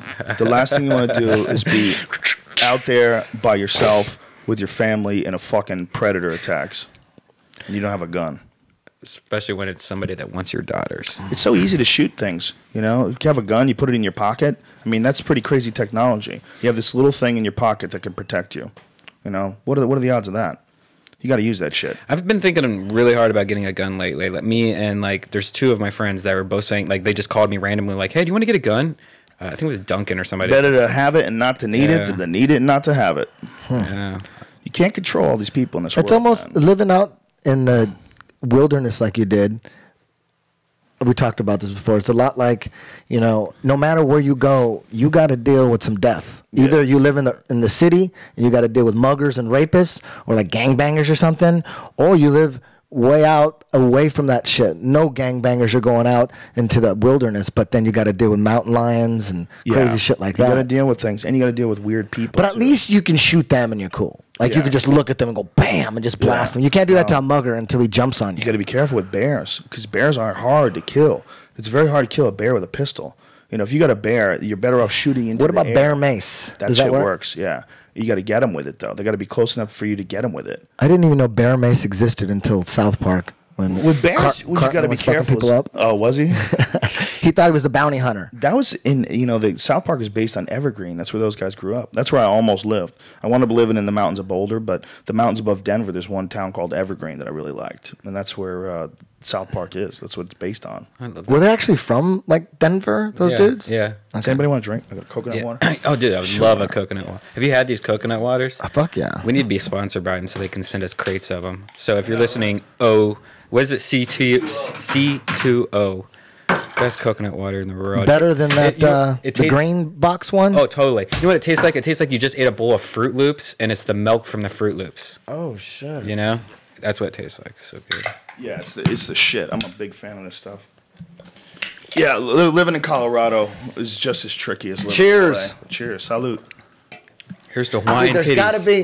gotta be a UFOs. coconut water alcoholic beverage, right? Oh, there has to be. You go to a bar and say, "Give me I bought- coconut in I bought my Seagrams I bought or something." for my dad's birthday. I bought him a crate of the shit that you always drink with the mushrooms and stuff. What's that called? Oh, kombucha? Yeah, I got him a crate of that and a crate of coconut water. He loves the kombucha, but the coconut water he doesn't like. But he uses it for pina coladas. He doesn't like this stuff? No, Really? he says it's weak. He says like he needs to add something to it. I think when you get old, you lose your taste buds. Dude, vodka and he coconut smoke? water will No. probably be the shit. When you get old, you lose your taste buds? Yeah, you start losing taste. I wonder if older people are more likely to eat ass then. Yes, you would think that. Fuck but no. I would. After all the shits they had to endure to smell, you know, Do you smell your remember wild shit. that video we watched a long time ago about rods? Do you remember that shit?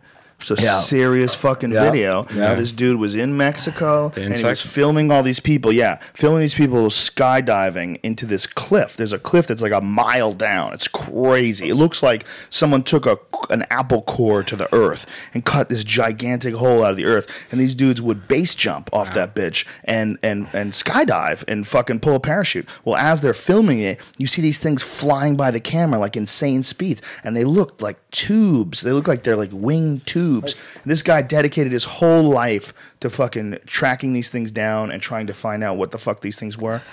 There were moths. No, it turns out it was just an artifact. It was a video camera artifact that when something moved too quickly, too close to the screen, it stretched the image out, so it made the image look like it was a flying snake. Absolutely. So this poor fuck literally made videos, has websites, Roswell Rods. Is he still on it? He had to give up. No, he had to have given up. Let's go to RoswellRods.com and see if this fucking dummy.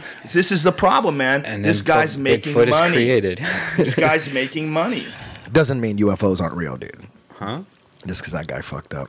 No, it doesn't mean it's not real, but it doesn't mean they're not real, but it doesn't mean they are real. It's like you said. It's most likely. I'll say that. I'll take back. I believe, and I'll say it's most likely real. Is that better? Is that better? Why? Why even have a fucking? Because this is about opinions. Like, what do you can't just speak. You just can't just speak. But why become attached? I'm just saying, based on what I've seen, it's most likely real. I think the site's down. Fuck yeah, they took that shit down. He was videotaping mobs. It says it. This is the official website for the mysterious flying entities called rods, discovered by Jose Escamilla over Midway. And he was a Roswell, jogger or something, wasn't he? I don't know. He's just a nut. A light jogger. He's just a dummy. he's a dummy that got tricked by some shit. I mean, these guys on Monster Quest figured it out in fucking 10 minutes. This guy's been trying to, kid not find RoswellRods.com. You're done, son. It doesn't exist? It doesn't exist anymore. This guy fucking spent his whole life. Dude, there needs to be a documentary on his shit. Because he videotaped like everything, right? They need to get that footage and then get the footage of him now. He's probably penniless and insane somewhere. I wonder how many Guatemala. emails he gets by mistake. Like, I heard you videotape a lot of rods. Can I see he them? actually had another one that he was Gay doing. rods. There's a gay rods. There was another one that he was chasing down. Another crazy thing that didn't seem to make any sense. Let me type in his name, because he had like another thing that was like another theory about something else, and then someone on the message board going, "Wait a minute, isn't that the rods guy?" And that's who he is from now on. I like pussy. Oh, Lunar Rising. Oh, here he goes. He's got some shit about the moon. He changed? Yeah, he thinks there's fucking anomalies on the moon now. Oh, okay, here he goes. The true color of the moon. For over 50 years, we have been told and convinced that the moon is nothing more than a black and white desolate rock with moon dust and craters. The thousands of photos released to the public have always presented a black and white moon. Even with the most recent Hubble photographs of the moon are black and white. NASA continues to perpetuate the lie that, in quotes, that the moon is black and white. This motherfucker is crazy. Same dude from Rods? Yeah. And he's like, damn, he switched over. Snake oil. Switched over. Snake oil. Oh, he's got a bunch of spots that he says, "Oh my God, this is hilarious." Does he believe that the moon landing was a hoax? Oh, who knows? What he's showing is craters, and he believes that these craters are different alien artifacts, and these craters, like, oh, they're such a stretch. Like, the photos are such a stretch. He's like, thinks that these structures are artificial. It's like fucking craters, man. Shit got smashed by rocks from space. Sometimes little shapes come out of that. You fucking dummy. Did you see the moon on Conan's set last night on his first episode? No, how was the first episode? Did you watch it? Yeah, it felt really cheap. Like, you know how you watch like the NBC show? It felt like the furniture was high quality. It felt like those were real plants behind them. It felt like a good backdrop. This felt like they got everything at fucking, I don't know, Sears outlet, and really? Yeah. And like the background was this horrible blue painting that just looked really cheap and generic, and then there was this moon in the middle of it that was kind of cool, and I guess it moves. But it just looked like, the whole thing looked like low budget. And was it the real moon or a fake moon? No, fake moon. Totally fake moon. But it just looked really low budget. And I don't know. I was okay. He had Seth Rogen on last night. And listen how gay you are. You're looking at the set. The set was no. I mean, like, it was out of control. I was a fan. I was a fan of the show. I was a real fan of the show. All I can say was it a real moon or a fake moon? I was like, I couldn't comment on the furniture. I was a real fan of the show, and like a lot of the reviewers of that, the like newspapers and stuff that reviewed it, they made up an interesting point. It's like, why are you focusing like on a 10th variation of the Tonight Show? Like, you're not being your own show. You're being like the Tonight Show in a version of the Tonight Show. You have this new opportunity. Why don't you fucking throw that desk out a window and fucking do something? Yeah, people like that desk. Isn't Yeah. that funny that you like having people on? It's Isn't it better to do it stupid. like this, where you just like this It's is like if we were better. here? Or, I mean, we have a table, so we have our laptops and shit in front of us. We But do have kind of a desk though. yeah, but that's to put shit on. Yeah, I they mean, don't it's see the not like- desk. They don't see the desk. Yeah, They I mean- there's always a pencil and a piece of paper, no?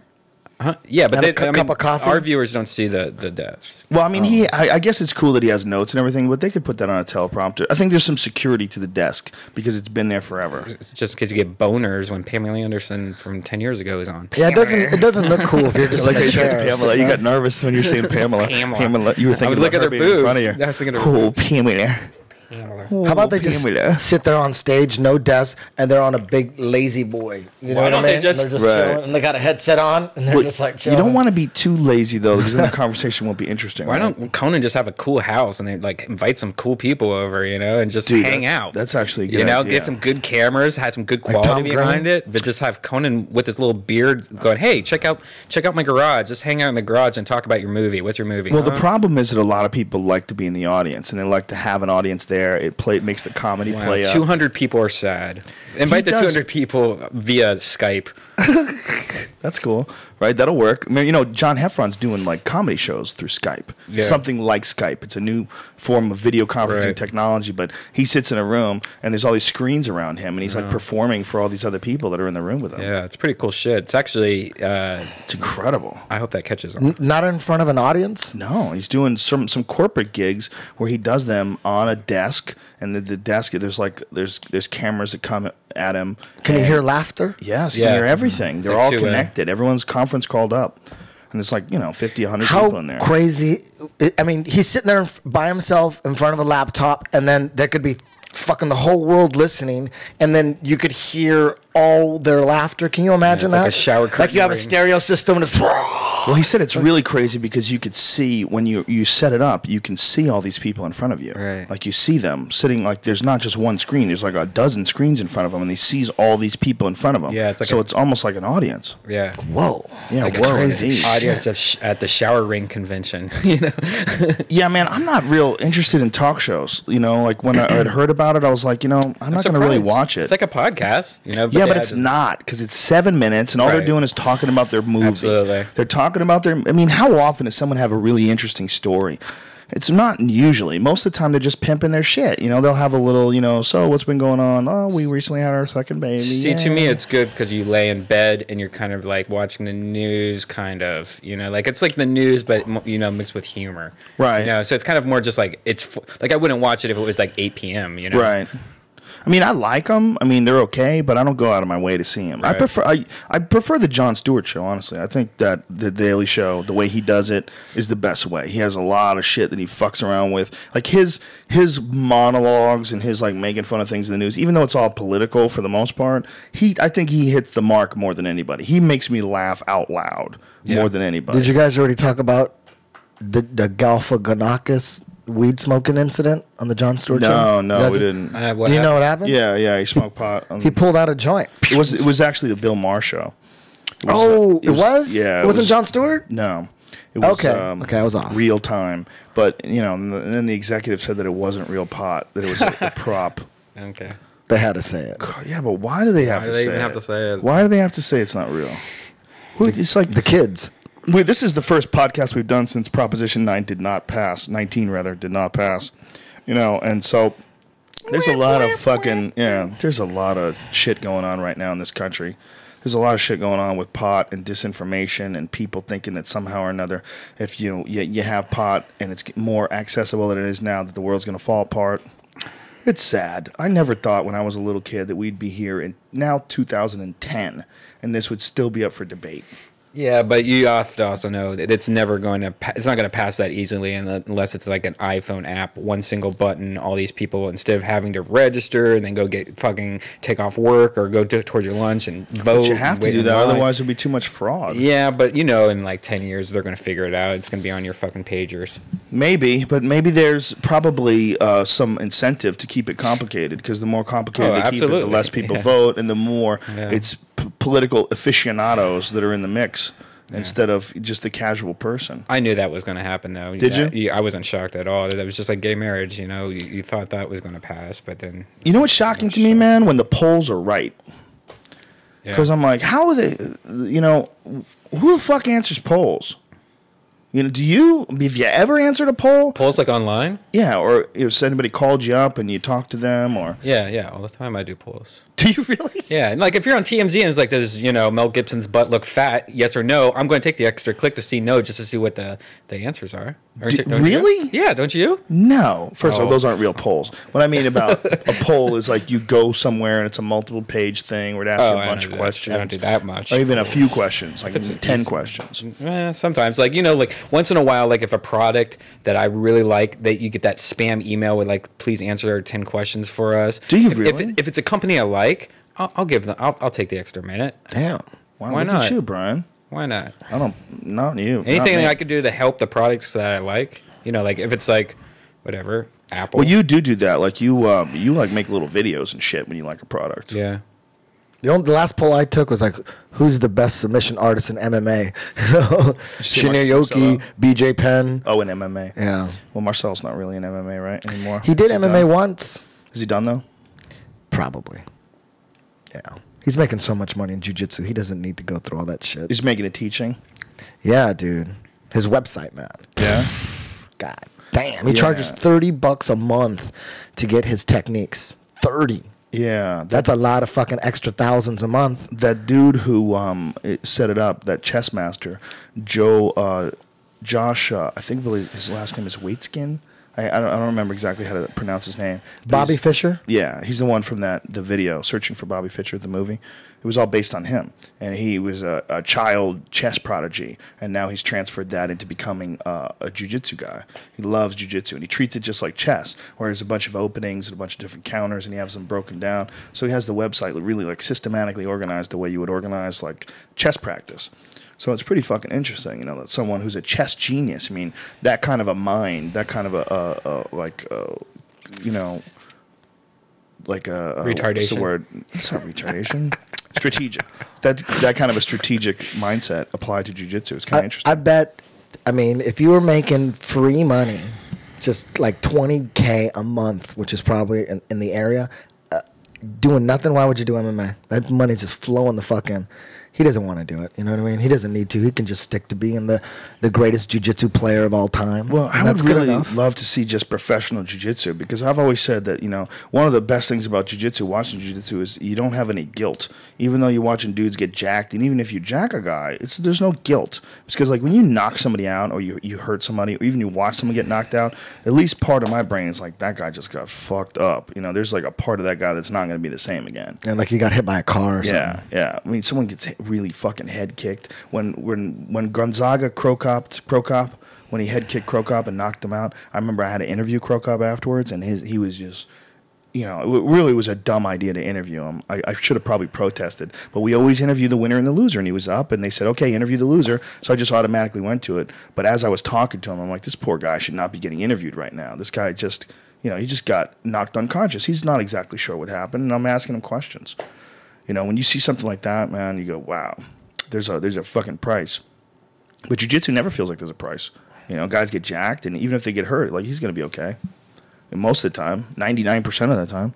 But Marcelo Garcia, man, if he could just do professional jiu-jitsu, if they could have, like, a guy like that, you could have professional jiu-jitsu and even put it on TV, and it would be exciting. Because he'd be just catching people all the time. There's so many good guys now. Marcelo's still the king. But there's so many guys out there still competing, like Ryan Hall and Jeff Glover and all those new Brazilians busting out. Rafael Mendes, Cobrina, Rafael Lovato. There's so many guys that are good at no-gi. It should be in the Olympics right away. There's no reason why no-gi jiu-jitsu shouldn't be in the Olympics. Yeah, gi is a little too slow. That would bore people to death. Yeah, that bores. You have that funny story about going to watch with Jean-Jacques. Yeah, I was always the guy in class that asked the questions about yanking on collars and yanking on sleeves and asking, like, how is that going to translate in MMA? Because I was embarrassed. When I first started doing jiu-jitsu, I would tell guys, check out this next fight. This guy's a jiu-jitsu guy. He's going to fuck him up. He's going to jack him. And the first fight that I got really disappointed with was Bustamante against Bolander. I love Bustamante to death. He's still one of my all-time favorite fighters, but I couldn't believe that he couldn't finish him off his back. It was just baffled me. I kept saying, okay, he's going to get him right now. He's going to get him. He's just setting him up. He's going to get him. And then it didn't happen. And I asked Jean-Jacques, I'm like, what's going on with, how come we never see sweeps and finishes off, rarely off from the bottom? You never see sweeps and finishes at the same rate as you do at the Mundials. At the Mundials, they're sweeping, they're finishing off their back. Like, I mean, it's incredible how much action there is, like, off your back, but not in MMA. It was different, so. It's because they don't have the gi to hold on to. Yeah, well, if you practice setting up all your submissions and sweeps, yanking and pulling on someone's outfit, and that's actually part of the sweep, you take that out, and then you also add strikes, man, it's a whole different game. So, what was the question? How did we get like this sweet far? potato We were talking fries. about Jean-Jacques watching in matches with you, and you guys were both saying how boring it Oh, was. yes. So I was questioning the gi, going, man, this could be a problem. This is making jiu-jitsu look bad. Like, for me, it was like, how does jiu-jitsu look in MMA? And then when I went to the Mundials in 2000 as a purple belt with Jean-Jacques, and we're watching the black belts, and like, I can't even keep my eyes open. It's just so, most of the matches weren't boring. There were some exciting matches, and there still are there's a lot of exciting matches with the gi, but generally, I mean, I was sitting there trying to keep my eyes open, and Jean-Jacques looked over him and goes, man, this is so boring. He wanted to leave. And right there, that struck me. I'm like, damn, one of the fucking baddest jiu-jitsu players of all time, my master, is bored with watching black belts play tug of war in the gi. That's when I thought, whoa, man, the gi is a problem. And for me, the reason why I started teaching without the gi wasn't to separate myself from the Brazilian jiu-jitsu community. It wasn't me going, fuck you, you guys with the gi. I took off the gi for jiu-jitsu. I did this shit for jiu-jitsu, and that's the one thing I want everyone to understand, especially the Brazilians that hate me, is I did this for jiu-jitsu. The most important thing for me is how jiu-jitsu looks in MMA. And I feel that the gi is a problem for MMA.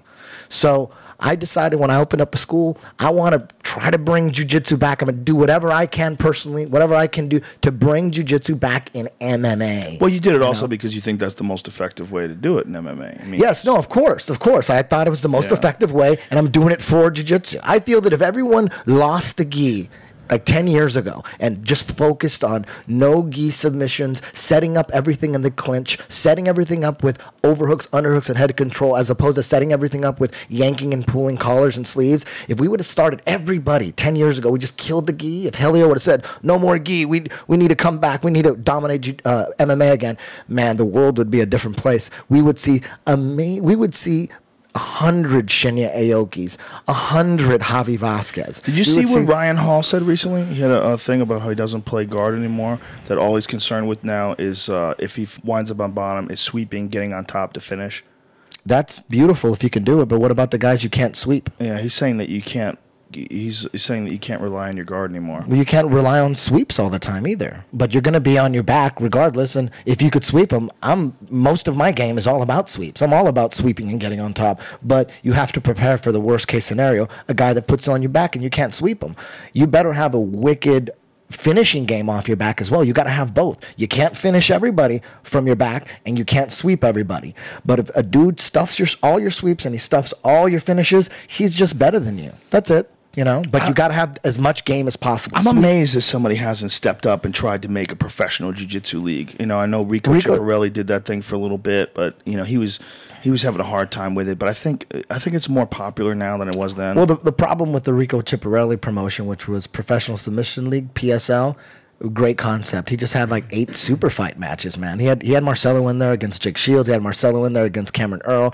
He was the only way he thought he could make it work and sell it to a network or something, even like ESPN or something, was to have Randy Couture as the main event. And Randy Couture originally, he retired a few years ago, and he wasn't planning on doing MMA anymore, but his plan was just to stay in the mix competitively and do submission grappling. So Rico jumped on him and said, hey, dude, you're going to be the poster boy to this. You're going to blow this up. But then when he decided to go back to MMA, he was left without a poster child. And I mean, I think he can make it successful with the guys we have nowadays. Like make Marcelo Garcia the poster child, and then bring in Cabrina, bring in Rafael Mendez, bring in Braulio Estima, bring in again Jeff Glover, Ryan Hall, Javi Vasquez, all these guys that. Javi's back in the mix in MMA now, but I think you could do it now. I don't think you need Randy Couture. I don't think so. What they really need is they need to get some sort of a network behind it. Someone who's willing to step up and take a chance with it. But it's hard, man. Look at Bellator. I mean, Bellator's on like Fox Sports Net. You know what I'm saying? It's like they have a hard time getting a network where people are going to pay attention to it. If you have jiu-jitsu on Fox Sports Net, it's going to be really tough. You know, there's not a lot of people that are like focused on that. If you get it on ESPN, on the other hand, and made a big deal, and the difference between submission grappling and MMA, the advantage, it could be a small advantage in some people's eyes, but people will get into it because anybody can actually practice it, and you can go to your local jiu-jitsu school and you actually can get involved. So it has the potential is there. Of course, it's not. It'll never be as exciting as dudes smashing skulls and all that kind of stuff. But submission grappling with the right guys can be very, very exciting, and I think it could be successful. If they got dogs catching frisbees at 1:30 in the morning, you can throw up some no-gi jiu-jitsu up there for sure. They got Pool is huge. I mean, Pool is on TV all the time. It's not huge at all. No, but it's on TV though. Starving to death, man. Yeah, but it's on TV. Barely. It's barely on TV. A lot of those matches that you watch are old matches. The women have some on ESPN, but there's no money in it. No one's making any money. They have to go overseas to make the real money. I mean, there's a couple tournaments like the U.S. Open. You win that, you win $40,000. You got to play for a week, and that's only the winner. You know, you get down to like the other people. There's not much money. Okay. There's not much money in it, but it's still on the air. And I could see submission grappling like that on the air, and no one's really making that much money except for the top guys. But then you got like poker. That's making money, right? Yeah. Who watches fucking poker, You know what the thing about poker is, man? The thing about poker is... You watch poker? I love poker. I'm sorry. Here's the thing about poker is that you could watch and you could know what we all have. Like when you're watching at home, you can't affect the outcome of the game. So you could see, like, if you had two aces, you had an ace and a king, you could see, without you seeing what he had, the people watching could see what he had. So they know. Everyone is in on it. So they're like, ooh, how's this going to play out? And they love the fact that... What if baseball was like that, where you knew what the pitcher was going to throw? Like, right before. Like, ooh, that's they let you know? That's interesting. Because if they let you know a second before you throw, how could he ever get to him? How could he get to him that quick? And if he's looking somewhere else, he's keeping his eye, it would fuck him up. That's a good idea, dude. Like right away, boom, fastball. Yeah, if you had if the pitcher had like a little thing on his mouth. You know what? It would have to be someone who could read the signs, because the catcher is giving those signs. You know. Or just do it at like a 20-second delay. Does the catcher give those signs, or the pitcher give those signs? Who decides what gets thrown? The catcher. The pitcher can say, no, fuck you, I'm throwing some heat, right? The pitcher he's like the executive producer, and the fucking catcher's the producer. But you can have like bitchy arguments. You can, you see him going, no, dude, no. Dude. Basically the catcher's trying to get them to agree. Like, okay, what are we going to do? It's up to you, but you want to throw this? I'm suggesting this. But you could do that with football too. Like right before the snap, boom, it's going to be a run or something. That like is one of the hardest things about putting anything together, is getting two people to agree on what should be done. You know, like if you have an executive producer and you have the talent, and they're together and they're trying to figure out how to work things out, man, that's a hard fucking thing to come together on. You'd have to put it on a 10-second delay, then that would ensure that no one... For the baseball thing, you mean? Yeah, if there's no You've had that with music, though, right? You've had that with music, where dudes are trying to fuck with and change your shit, and you didn't like it. Remember that executive producer you were working with for a while? Which one? The guy down in San Diego? Oh, yeah. Remember he wanted to do all this and do all that? No, that wasn't going to work. You know, all of a sudden you're like, happens all the time. Fuck? Exactly, it happens all the time. Yeah. I've had it happen with everything I've ever done. Everything I've ever done that has to do with creativity that involves other people. They all want to. I am open to hear shit. I've always been that way. In every band that I've been in, the rule has always been the same. There's 5 of us. I'm 22 years old. And everyone's like in their early 20s. And like anybody can write, but we all have to like it. Like, if you want to come up with something, okay, we all have to like it. Because when you're on stage, man, what's most important, you would rather play someone else's good shit than your bad shit. Right. Ooh. No one wants to go on stage and the crowd's going, what the fuck is this? And no one's liking it, and the other guys are going, talking behind their back, like, dude, I don't want to do this song anymore. That's the last thing you want. You want to avoid that. It's, you know what I mean? So what ends up happening is real quick, you end up everyone gravitating to the guy who's putting together the best shit. Right. And there's always that band where you know that they're just giving this fucking drummer a bone and letting him sing right now. Yeah. You know, there's always a few songs like that, right? Oh, dude, the perfect example is Peter Criss from Kiss. He co-wrote a song. He thinks he wrote Beth, but really Bob Ezrin wrote it. And he's a famous producer, and so it says Peter Criss and Bob Ezrin. The song that was the biggest Kiss song to date. Beth was huge. It was like a ballad. That was the first one that ever. I was a huge Kiss fan, but that was the first one that made it on the radio. Yeah, that was massive. Beth is fucking huge. So Peter Criss got a big head. Goes, I want to leave Kiss. You guys are letting me only write one song. I want to write more songs. He goes, I'm gonna make a solo album. And Paul Stanley goes, dude.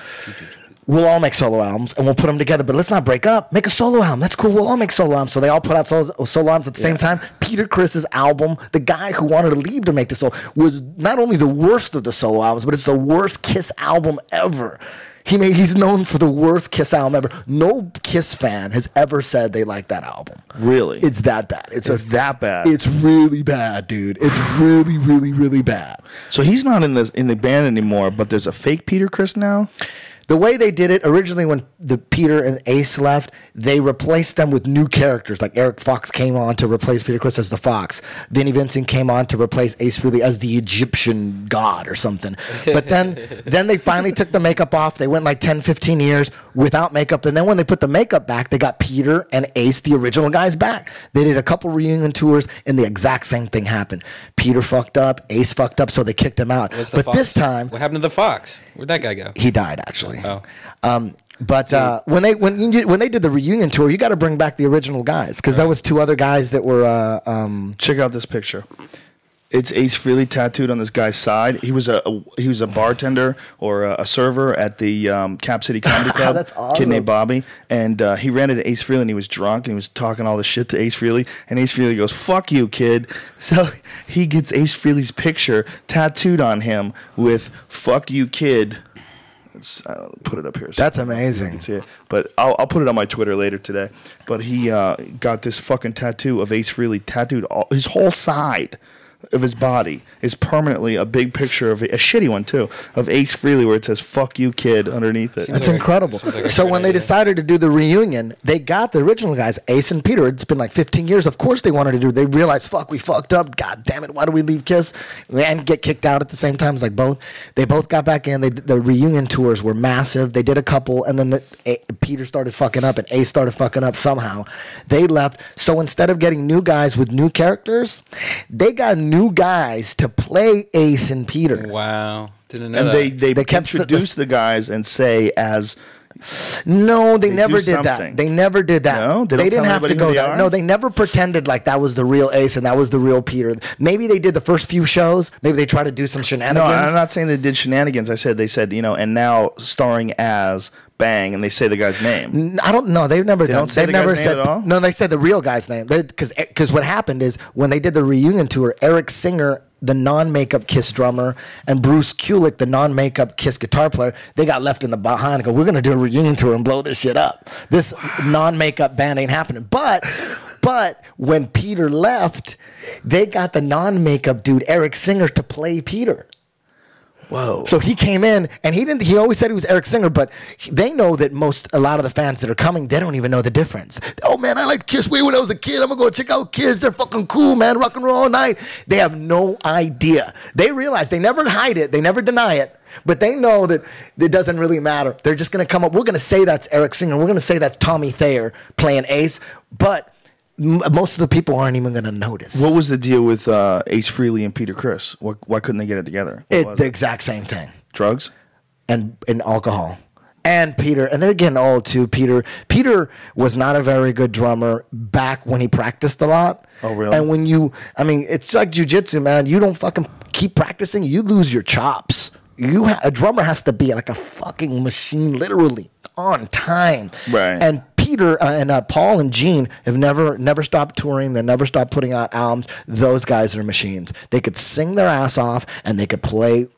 Paul is unconscious playing and singing, and Gene, he's one of the most underrated bass players ever. He can sing fucking harmonies like the Beatles. Paul and Gene are machines, bro. So what they got, they decided to replace Eric Singer, the non-makeup Kiss guy. They brought him in. They put Peter Criss makeup on him, and he can sing. Eric Singer can sing, and he can play his ass off. He's an amazing drummer, and he could sing. So they go, we're going to bring this guy back. Does he sing Beth now? This is they did a reality show. You know, they did the Gene Simmons show was so successful that they ended up doing, and they would show spots of Kiss during the Gene Simmons reality show, but then they kind of did a spinoff. Why don't we just follow Kiss? So your reality shows are all fucking fake. You know what I mean? So Most of they them. had to make. Even the ones that are real, the camera, the facial reactions, like they have like one camera there, and how are they panning to all these facial reactions? Right. They're like storing these facial reactions from 2 weeks ago. Oh, there's a good one, a perplexed look. That's how they do it. Different shirts on and shit. Yeah, that's how fake it is. Yeah. So with the Kiss reality show, there was like a mini series reality show, or it might be an ongoing show. They have to create some drama. So they're following around, and Eric Singer, who's dressed like Peter, is like, Gene, can I do Beth for the next show? And then Gene's all, promised Peter that we wouldn't do Beth. I don't know. And like Eric's like, come on, dude, let me do Beth. So then Eric Singer disappears. They're about to do a show. Where's Eric Singer? We started in an hour. No one's been able to find him. They're all looking for Eric Singer. He's like, fuck it, let's get the roadie in, get him in makeup. We're just gonna do the show without him. We're gonna get the roadie to do it. They never show the roadie putting on makeup or anything, getting ready. They were just like, oh man. And then all of a sudden Eric shows up backstage. He's all dressed up in makeup, and he goes, they're going on stage, and he looks over to Peter, or to Paul Stanley, is Gene gonna let me do Beth or not? And Paul goes, bro, just get up on stage, man. I don't think so. Something like that.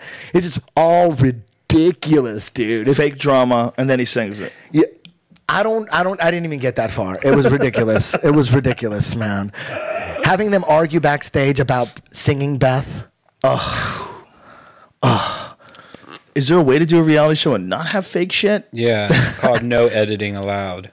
It's just one camera. It's like, But it might not be interesting. Yeah, it You probably gotta won't be, have three cameras. But it's to some people, I'd rather watch an hour that I know is 100% real than an hour that's, like you said, half just chopped up to make it sellable. That shit insults the fuck out of me. When I watch like Keeping Up with the Kardashians and I see Bruce Jenner running around town trying to fucking meet a deadline or something stupid where I know it's not real. I'm like, come on, man. The fake show on my shit is done just all out of fun, man. We want it fake. We do those fake. We're storing facial reactions and stuff from people and just putting them in. We're having fun with it. It's like all fake. What he's talking about is 10thplanetjujitsu.com. He's got a thing called Mastering the System, and it's like a fake jujitsu reality show. Yeah, but there's real techniques in there. Real techniques, but we just have fun mixed in with shenanigans. It's hilarious. Have you? Is the whole Hanato thing? What is the deal with that? Is that the latest episode that just went up? Yes. He chokes me out. We get in a fight and he chokes me out and he puts me out and he leaves. But have people figured out what's going on yet, or do people think it's? Most people know it's fake, but there's a small percentage. Like I just got a forum member from the day one. This girl emailed me yesterday, said, I respect you to death and all that, but I have to know once and for all, is the Hinato thing real? She goes, I just got to know. Either way, if it's real, it's cool, but if it's fake, just let me know. I just don't know. I'm like, wow, you don't know. There's so much evidence. People are piecing together. Like they're taking footage of when Rasan did Days of Our Lives. They're putting it on the forum, and I just keep deleting it.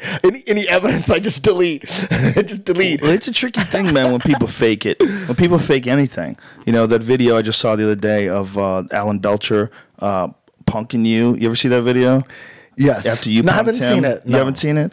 There's a video of you punking him at your school. Uh-huh. And then he punks you. Remember? Yes, I remember that. That was Columbus, Philadelphia? Somewhere. But he got you. And I knew it right away. I was like, no fucking way. I just thought he was crazy. I go, this guy's nuts. I wasn't hearing what he was saying. I was just going, ooh. Because I always thought, like, the first time I ever met Alan Belcher, it was after an awesome victory. I talked to him a little bit and invited him to my school.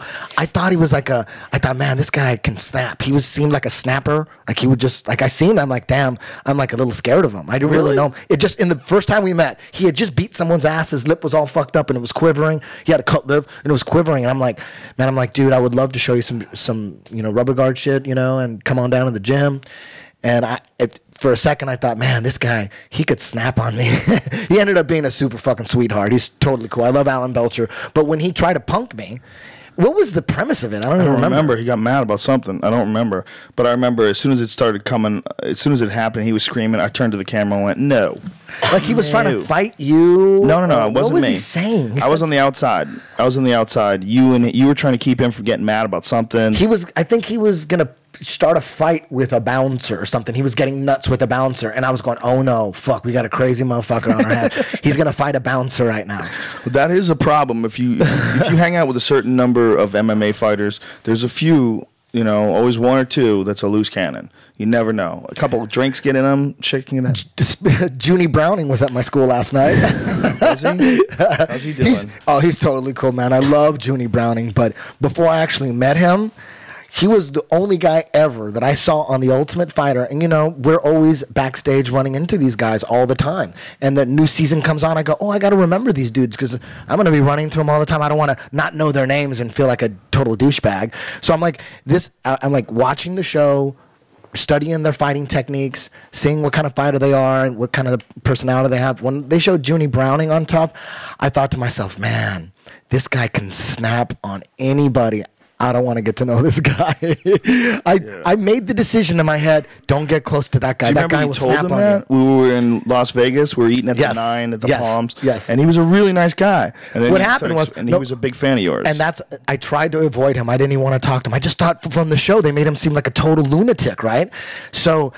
and Sean Tompkins trained him, and he just fucked somebody up on a Spike show in Vegas. And we're at 9. The place is packed. I see Sean Tompkins walking towards me. And I'm like, I love Sean Tompkins. So as soon as he came up, we gave each other a little hug, and I saw that, oh, damn, Junie Browning's right behind him and his buddy. So I hugged Sean Tompkins and kind of looked the other way, trying to pretend like I didn't notice Junie Browning. I'm going, fuck, man, here he comes. He's coming right for me. Shit, he's with Sean Tompkins. I hear him right next to me. He's like right over my shoulder. And he almost passed me by, but his buddy from Kentucky said, hey, there's Eddie Bravo. And I'm like, oh, shit, he's going to come up. So he tapped me on the shoulder, and I looked over, and I was, hey, dude, what's going on, dude? Great fight. Fuck. And I'm thinking, oh, shit, I'm actually talking to him. Holy shit, what's going to happen? And then he goes, bro, man, we're always studying your books and smoking weed and on the mats with your book out. I do rubber guard. I got a good twister. And all of a sudden I'm like, whoa, this guy's a 10th Planet fan. Like all of a sudden I got to give this guy a chance. Maybe I prejudged him. And he turned out to be a fucking cool guy, man. And he's thinking about moving to LA and to get away from Vegas. He's not partying anymore. He just wants to clean up his life and make a big comeback. Still a young kid, right? Isn't he? Yeah, like he's 25. He's funny as hell, dude. Is he? He's funny. That motherfucker is funny. He doesn't have to be drunk. After jiu-jitsu, we hung out in the parking lot, and he made all of us laugh quite a few times. He's got some witty ass shit, man. He's funny. A cool dude. He just, he had a bad upbringing. His dad used to beat the shit out of him, and you're gonna come up, you're gonna have a little kinks, a couple kinks. That's all. I mean, we've run into so many guys over the years that started out like that, and then eventually got their shit together. One way or another. I mean, it's fun to watch guys like that evolve and become something better than what they were.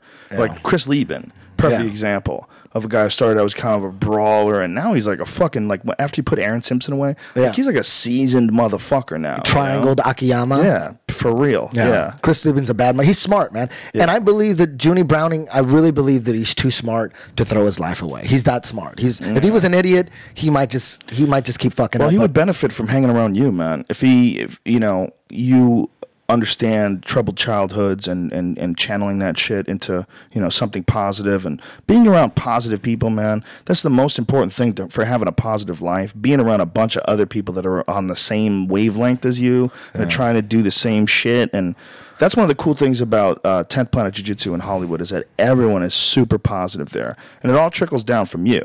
Thank you, sir. Well, you know that, right? I mean, it all trickles down from you. I mean, a lot of places, if you go to there and the instructor's kind of douchey and, people can get douchey with each other, and there's none of that at our place. Everybody's very cool. All I'm doing really is acknowledging that everyone has an ego. I have an ego. Everybody has an ego. And every day I try to do things to keep that ego in check. Because if I'm not consciously trying to keep it in check, sometimes it just pops up and fucks up. You know what I mean? So, it rubs off on my students. My students are constantly, you know, if like their ego flares up, you know, they can catch themselves, they can correct themselves. It's a lifelong process, man. You know, everybody has an ego, and everyone struggles This with it. podcast is a part of that too, man. I've talked to a bunch of people that I've met all over the world. One of the most important ones was this kid that I met in Boston who's from Ireland, who was explaining that, man, he goes, we don't have anybody like this near me. No one talks like this. No one gives us this. There's no one around that's like a thinker this way, that thinks about life this way, that's open-minded. And he goes, and because of this podcast, it's making me like reassess the way I evaluate life and reassess the way I talk and think about things. Having guys like you teaching jiu-jitsu, having a podcast like this is like a serious... It's like a serious connection we have to all these people, and they help me too, man. I've gotten a bunch of cool tweets from people and inspirational shit and cool articles that people have tweeted me, and you know, cool things that people post on the message board, and it's all like a big thing together. You know, it's all a big thing. Everybody helping everybody else. Yeah, it's so much fun. Every day I drive to class, I remind myself on the way to class of how lucky I am. Like, this is my job. I mean, I don't even look at it like a job. Sorry. But I mean, every day's a day off for me, man. And I appreciate so much just going to class and everyone's just sitting there and they're waiting for me to teach them how to strangle, like, you know, in an efficient way. Like, how fucking lucky am I? I can't believe it. Every day, it's amazing. And the cool thing about jiu-jitsu, for people who don't know, is everybody's real friendly to each other, man. I mean, people catch people all the time in you know, in arm bars and chokes and shit like that. And you know, you don't want to get caught, but there's no fights ever break out, no bullshit ever happens. It's all just, you know, damn, I got caught. All right, what did I do wrong? Oh, you forgot to put your arm in. Oh shit. Oh, thank you.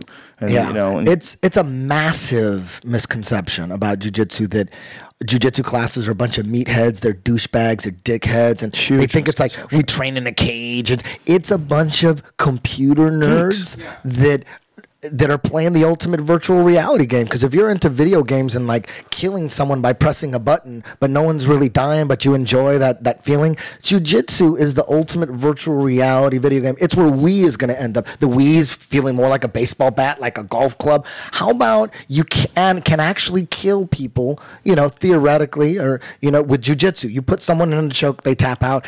It was like you killed them, because if you didn't let them go, you would actually kill them, and you could learn.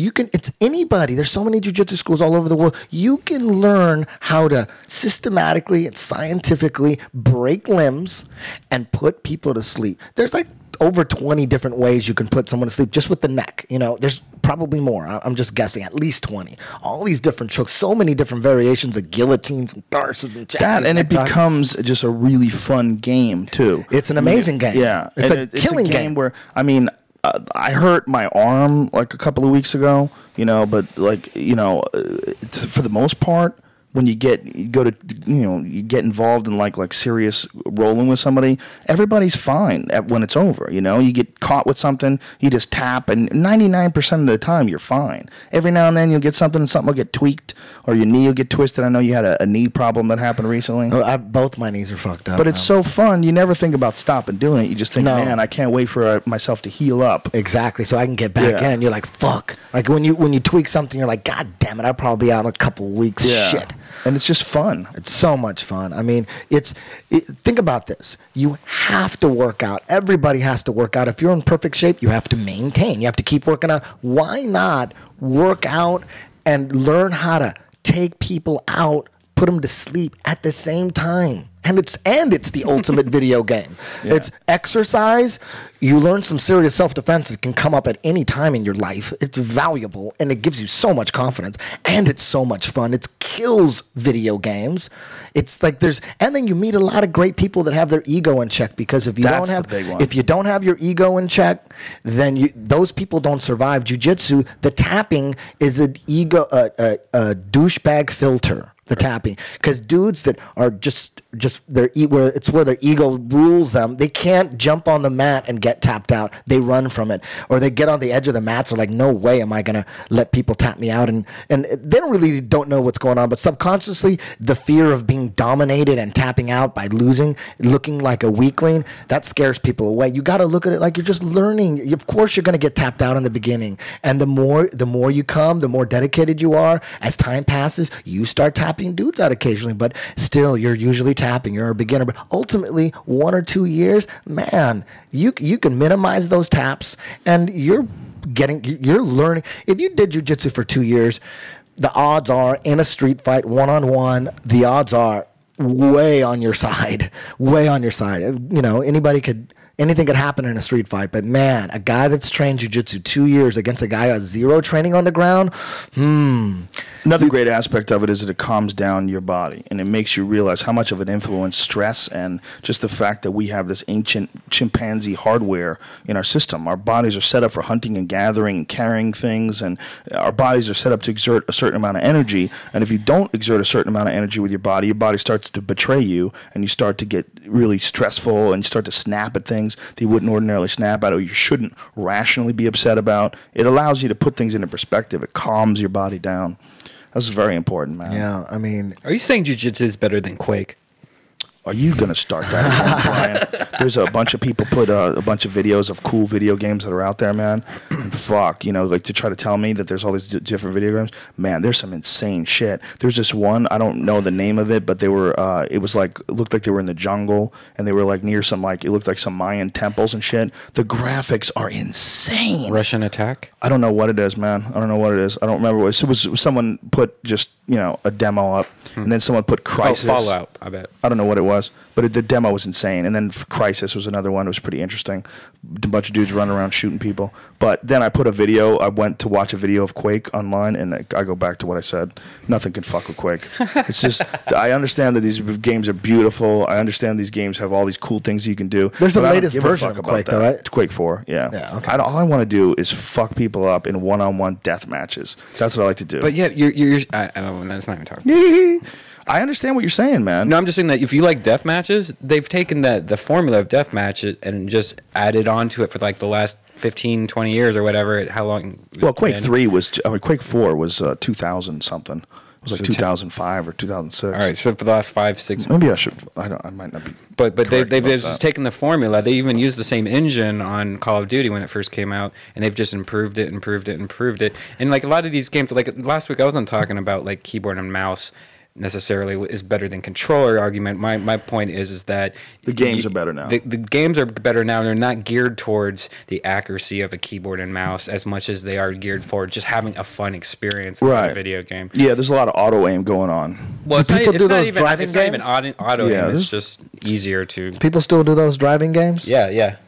Totally. To me, though, what's fun to me about video games, I understand all that, but what's fun to me is just I got addicted straight up to one-on-one matches and even team death matches. Just the fact that you have this incredibly precise control over the environment. You're more like the pool statistic version of the video games. Exactly. It's all just that's a very small majority. Yeah, most people like to play football games, and the controller is perfect for that. Right. With Quake games, those one-on-one first-person shooters, it's just so precise. It's so addictive, man. What you were talking about, was your cousin that's addicted to games? No, my nephew. Man, when I was a little kid, if they'd hit me with some Quake, I would have lost my life. I would have never got into martial arts. I would have never got productive with my life. I would have never paid attention in school. Joe, there's a game on Steam that you can play on your Mac that has nothing to do with it, but I want you to, next time you're bored and you just want to spend, because it's a really short game, so you can't get addicted to it. Literally, you could beat it in 6 hours. Really? But it's called Portal. And 6 hours? Jesus, I ain't got 6 hours. I got kids. No, I mean, but 6 hours spread up for months. But that's an addiction. Right you there. will that game alone will set your mind racing to how crazy video games are nowadays. So, what is the best one right now? If I wanted to get something for an Xbox and something that's just gonna blow my fucking mind, Gears of War. For you, I would probably go with more of like a Borderlands or something like that. What is Borderlands? But I would actually find a game that you could play on your Mac. You know, like a game like Call of Duty that you can play. I think Call of Duty 4 is on there, and there's a couple scenes from Call of Duty 4 that will blow your fucking mind. You know, Just that red. There's a red one, red something cowboy one. don't get that. That's shit. What is it called? That's just Grand Theft Auto, but using a horse and cowboy. What's it called? It's called Red Dead Dawn or something like that. I gave it a chance, but I was like, all right, this is Grand Theft Auto. I don't want to play it anymore. That was a hugely successful game, though. Super, you know, it's just people like that formula, and I'm sure it's bigger and better than Grand Theft Auto. But for me, I just played it, and I'm like, I'm done with that. I don't want to play that anymore. I'm over that. They say that EA martial arts game is a bust. Nobody's buying it. Really? Yeah. I still haven't played the UFC. Do you have like a I got box one. of? I'll get you one. Yeah. Cool. There's a new one we're working on right now. Diaz. Who do you think this is? Joey Diaz. What the fuck? Pick up the phone, cocksucker. That's not what happened. Go back to that Alex Jones transcript. So your call's calling. That's Brian Callen. Brian Callen must have just gotten to the tank. Right before we were going to do the podcast, he was about to get in the tank for the first time. That's what was Brian? Here? Yeah. No, not here. No, at the place in Venice. The headquarters, floatlab.com. So I think what we got out of today is that Eddie Bravo loves UFOs I love them. and jiu-jitsu. I love them like bunnies. And Brian loves cats. And one hit of weed instead of 3. You got too high today? No, I'm just saying that I liked my high today with Yeah. one hit. I think that's all I need No, to do no from more now than on. 2. And 2, if they're going to be 2, it's 2 light ones. Your shit fucking fucked me up this weekend, by the way. Like we smoked before we went on stage. Actually, we smoked. we should talk about that. We smoked, and then Joey Diaz told me 5 minutes later, going, "Oh, I might put you up on stage." And I'm like, "What? I'm going up, sold out Joe Rogan show? No!" And so I was completely baked out of my mind the first couple of days. Well, what we did this weekend, what was different was we took Esther on the road. It was little Esther, who's Brian's friend, who's an emerging stand-up comedian in L.A., and she's only 22 years old. She's only been doing comedy like 2 years. And we just said, well, let's just fucking, just for an experiment, see what it's like to take this kid and throw her up in front of a real crowd. Like, She did great. Yeah, too. she killed. LittleEsther.com. dude, she's fucking good, man. She's confident and smooth. And for someone who's only been doing comedy for 2 years, she's way better than I was 2 years into it. And I told her that. When I was 2 years into it, I was a mess. I was a clunky, fucking goofy mess. Is it okay that is she known for looking really young? Yeah, Yeah, that's like one of her shtick. characters. Yeah, she looks like she's 12. Seriously. Yeah. What's her name? Esther? Little Esther. Yeah. Little Esther? Her feet, seriously, are smaller than my hands. But smell like they're twice as big. Whoa. Just kidding. The fuck, bro? She's, Why are you throwing her under the bus, man? She's funny, man. She was She is funny. hilarious. She did a good job, and you did a good job too, man. It was interesting watching you loosen up from the first set you did on Thursday night to the last set you did on Saturday night, which was your best one. Right. You slowly. I have got a something to chance. admit to you, Joe. That second set Saturday, I acted like I smoked marijuana before I went on stage. The second set. You remember acted? before we all smoked? Oh, you didn't really smoke it? No, because I was like, no, Really? and you're like, guys, do it, and I'm like, no, I don't want. Oh, all right, so the then best show that you had was the one where you weren't high. right, You weren't high at all. no high at all. You must have been a little high. Still Well, from from the first first show. time, but that was like So, 3 hours. So or it had so. leveled off. Right. It's because you were nervous. Weed isn't that great when you're nervous, man. And he realized that you were probably high and got paranoid. And you Well, went on I was stage. getting high, like going and then going on stage like 5 minutes later. That's not a good mix for me. I don't. It's not a good mix to the podcast either. Yeah. Before we've done many times, we get high right before we do the podcast, like today. The Right. first words out of my mouth were like, they don't come out that good. Right. But like right now, we're 2 hours in, it's all smooth. But and once you're everybody's in the killing, groove. once you're killing, and you're really confident, and you can't wait to go on stage, then the weed will take it through the roof. Yeah, but even then, you got to make sure you don't get too high. I think Red Bull and vodka, one or two of them before on stage, is the key ingredient for stand-up comedy. 1 or 2 Red Bulls and vodka. Red Bull vodkas, yeah. I like a little bit of weed Yeah. and some calisthenics. Yeah, my best teaching always comes from me being high when I teach because I'm so confident with it that it adds to it. Yeah. Like I'll be pissed off. Like if I forget, like I forgot to. I don't have weed right now, and I didn't teach class today. Stoned this morning. I didn't teach. I felt pretty good. I mean, I feel it was a good class, but I always feel like when I'm high, it's just. Like, I don't want the class to end. I want her to keep going. I want more time. When I'm in that space and in that zone, like, shit, I'm running out of time. There's so much I got to say and show. When we I did like the that Alex feeling. Jones show, we got high in the car right before we went in there. Really high. We went like 3 hits.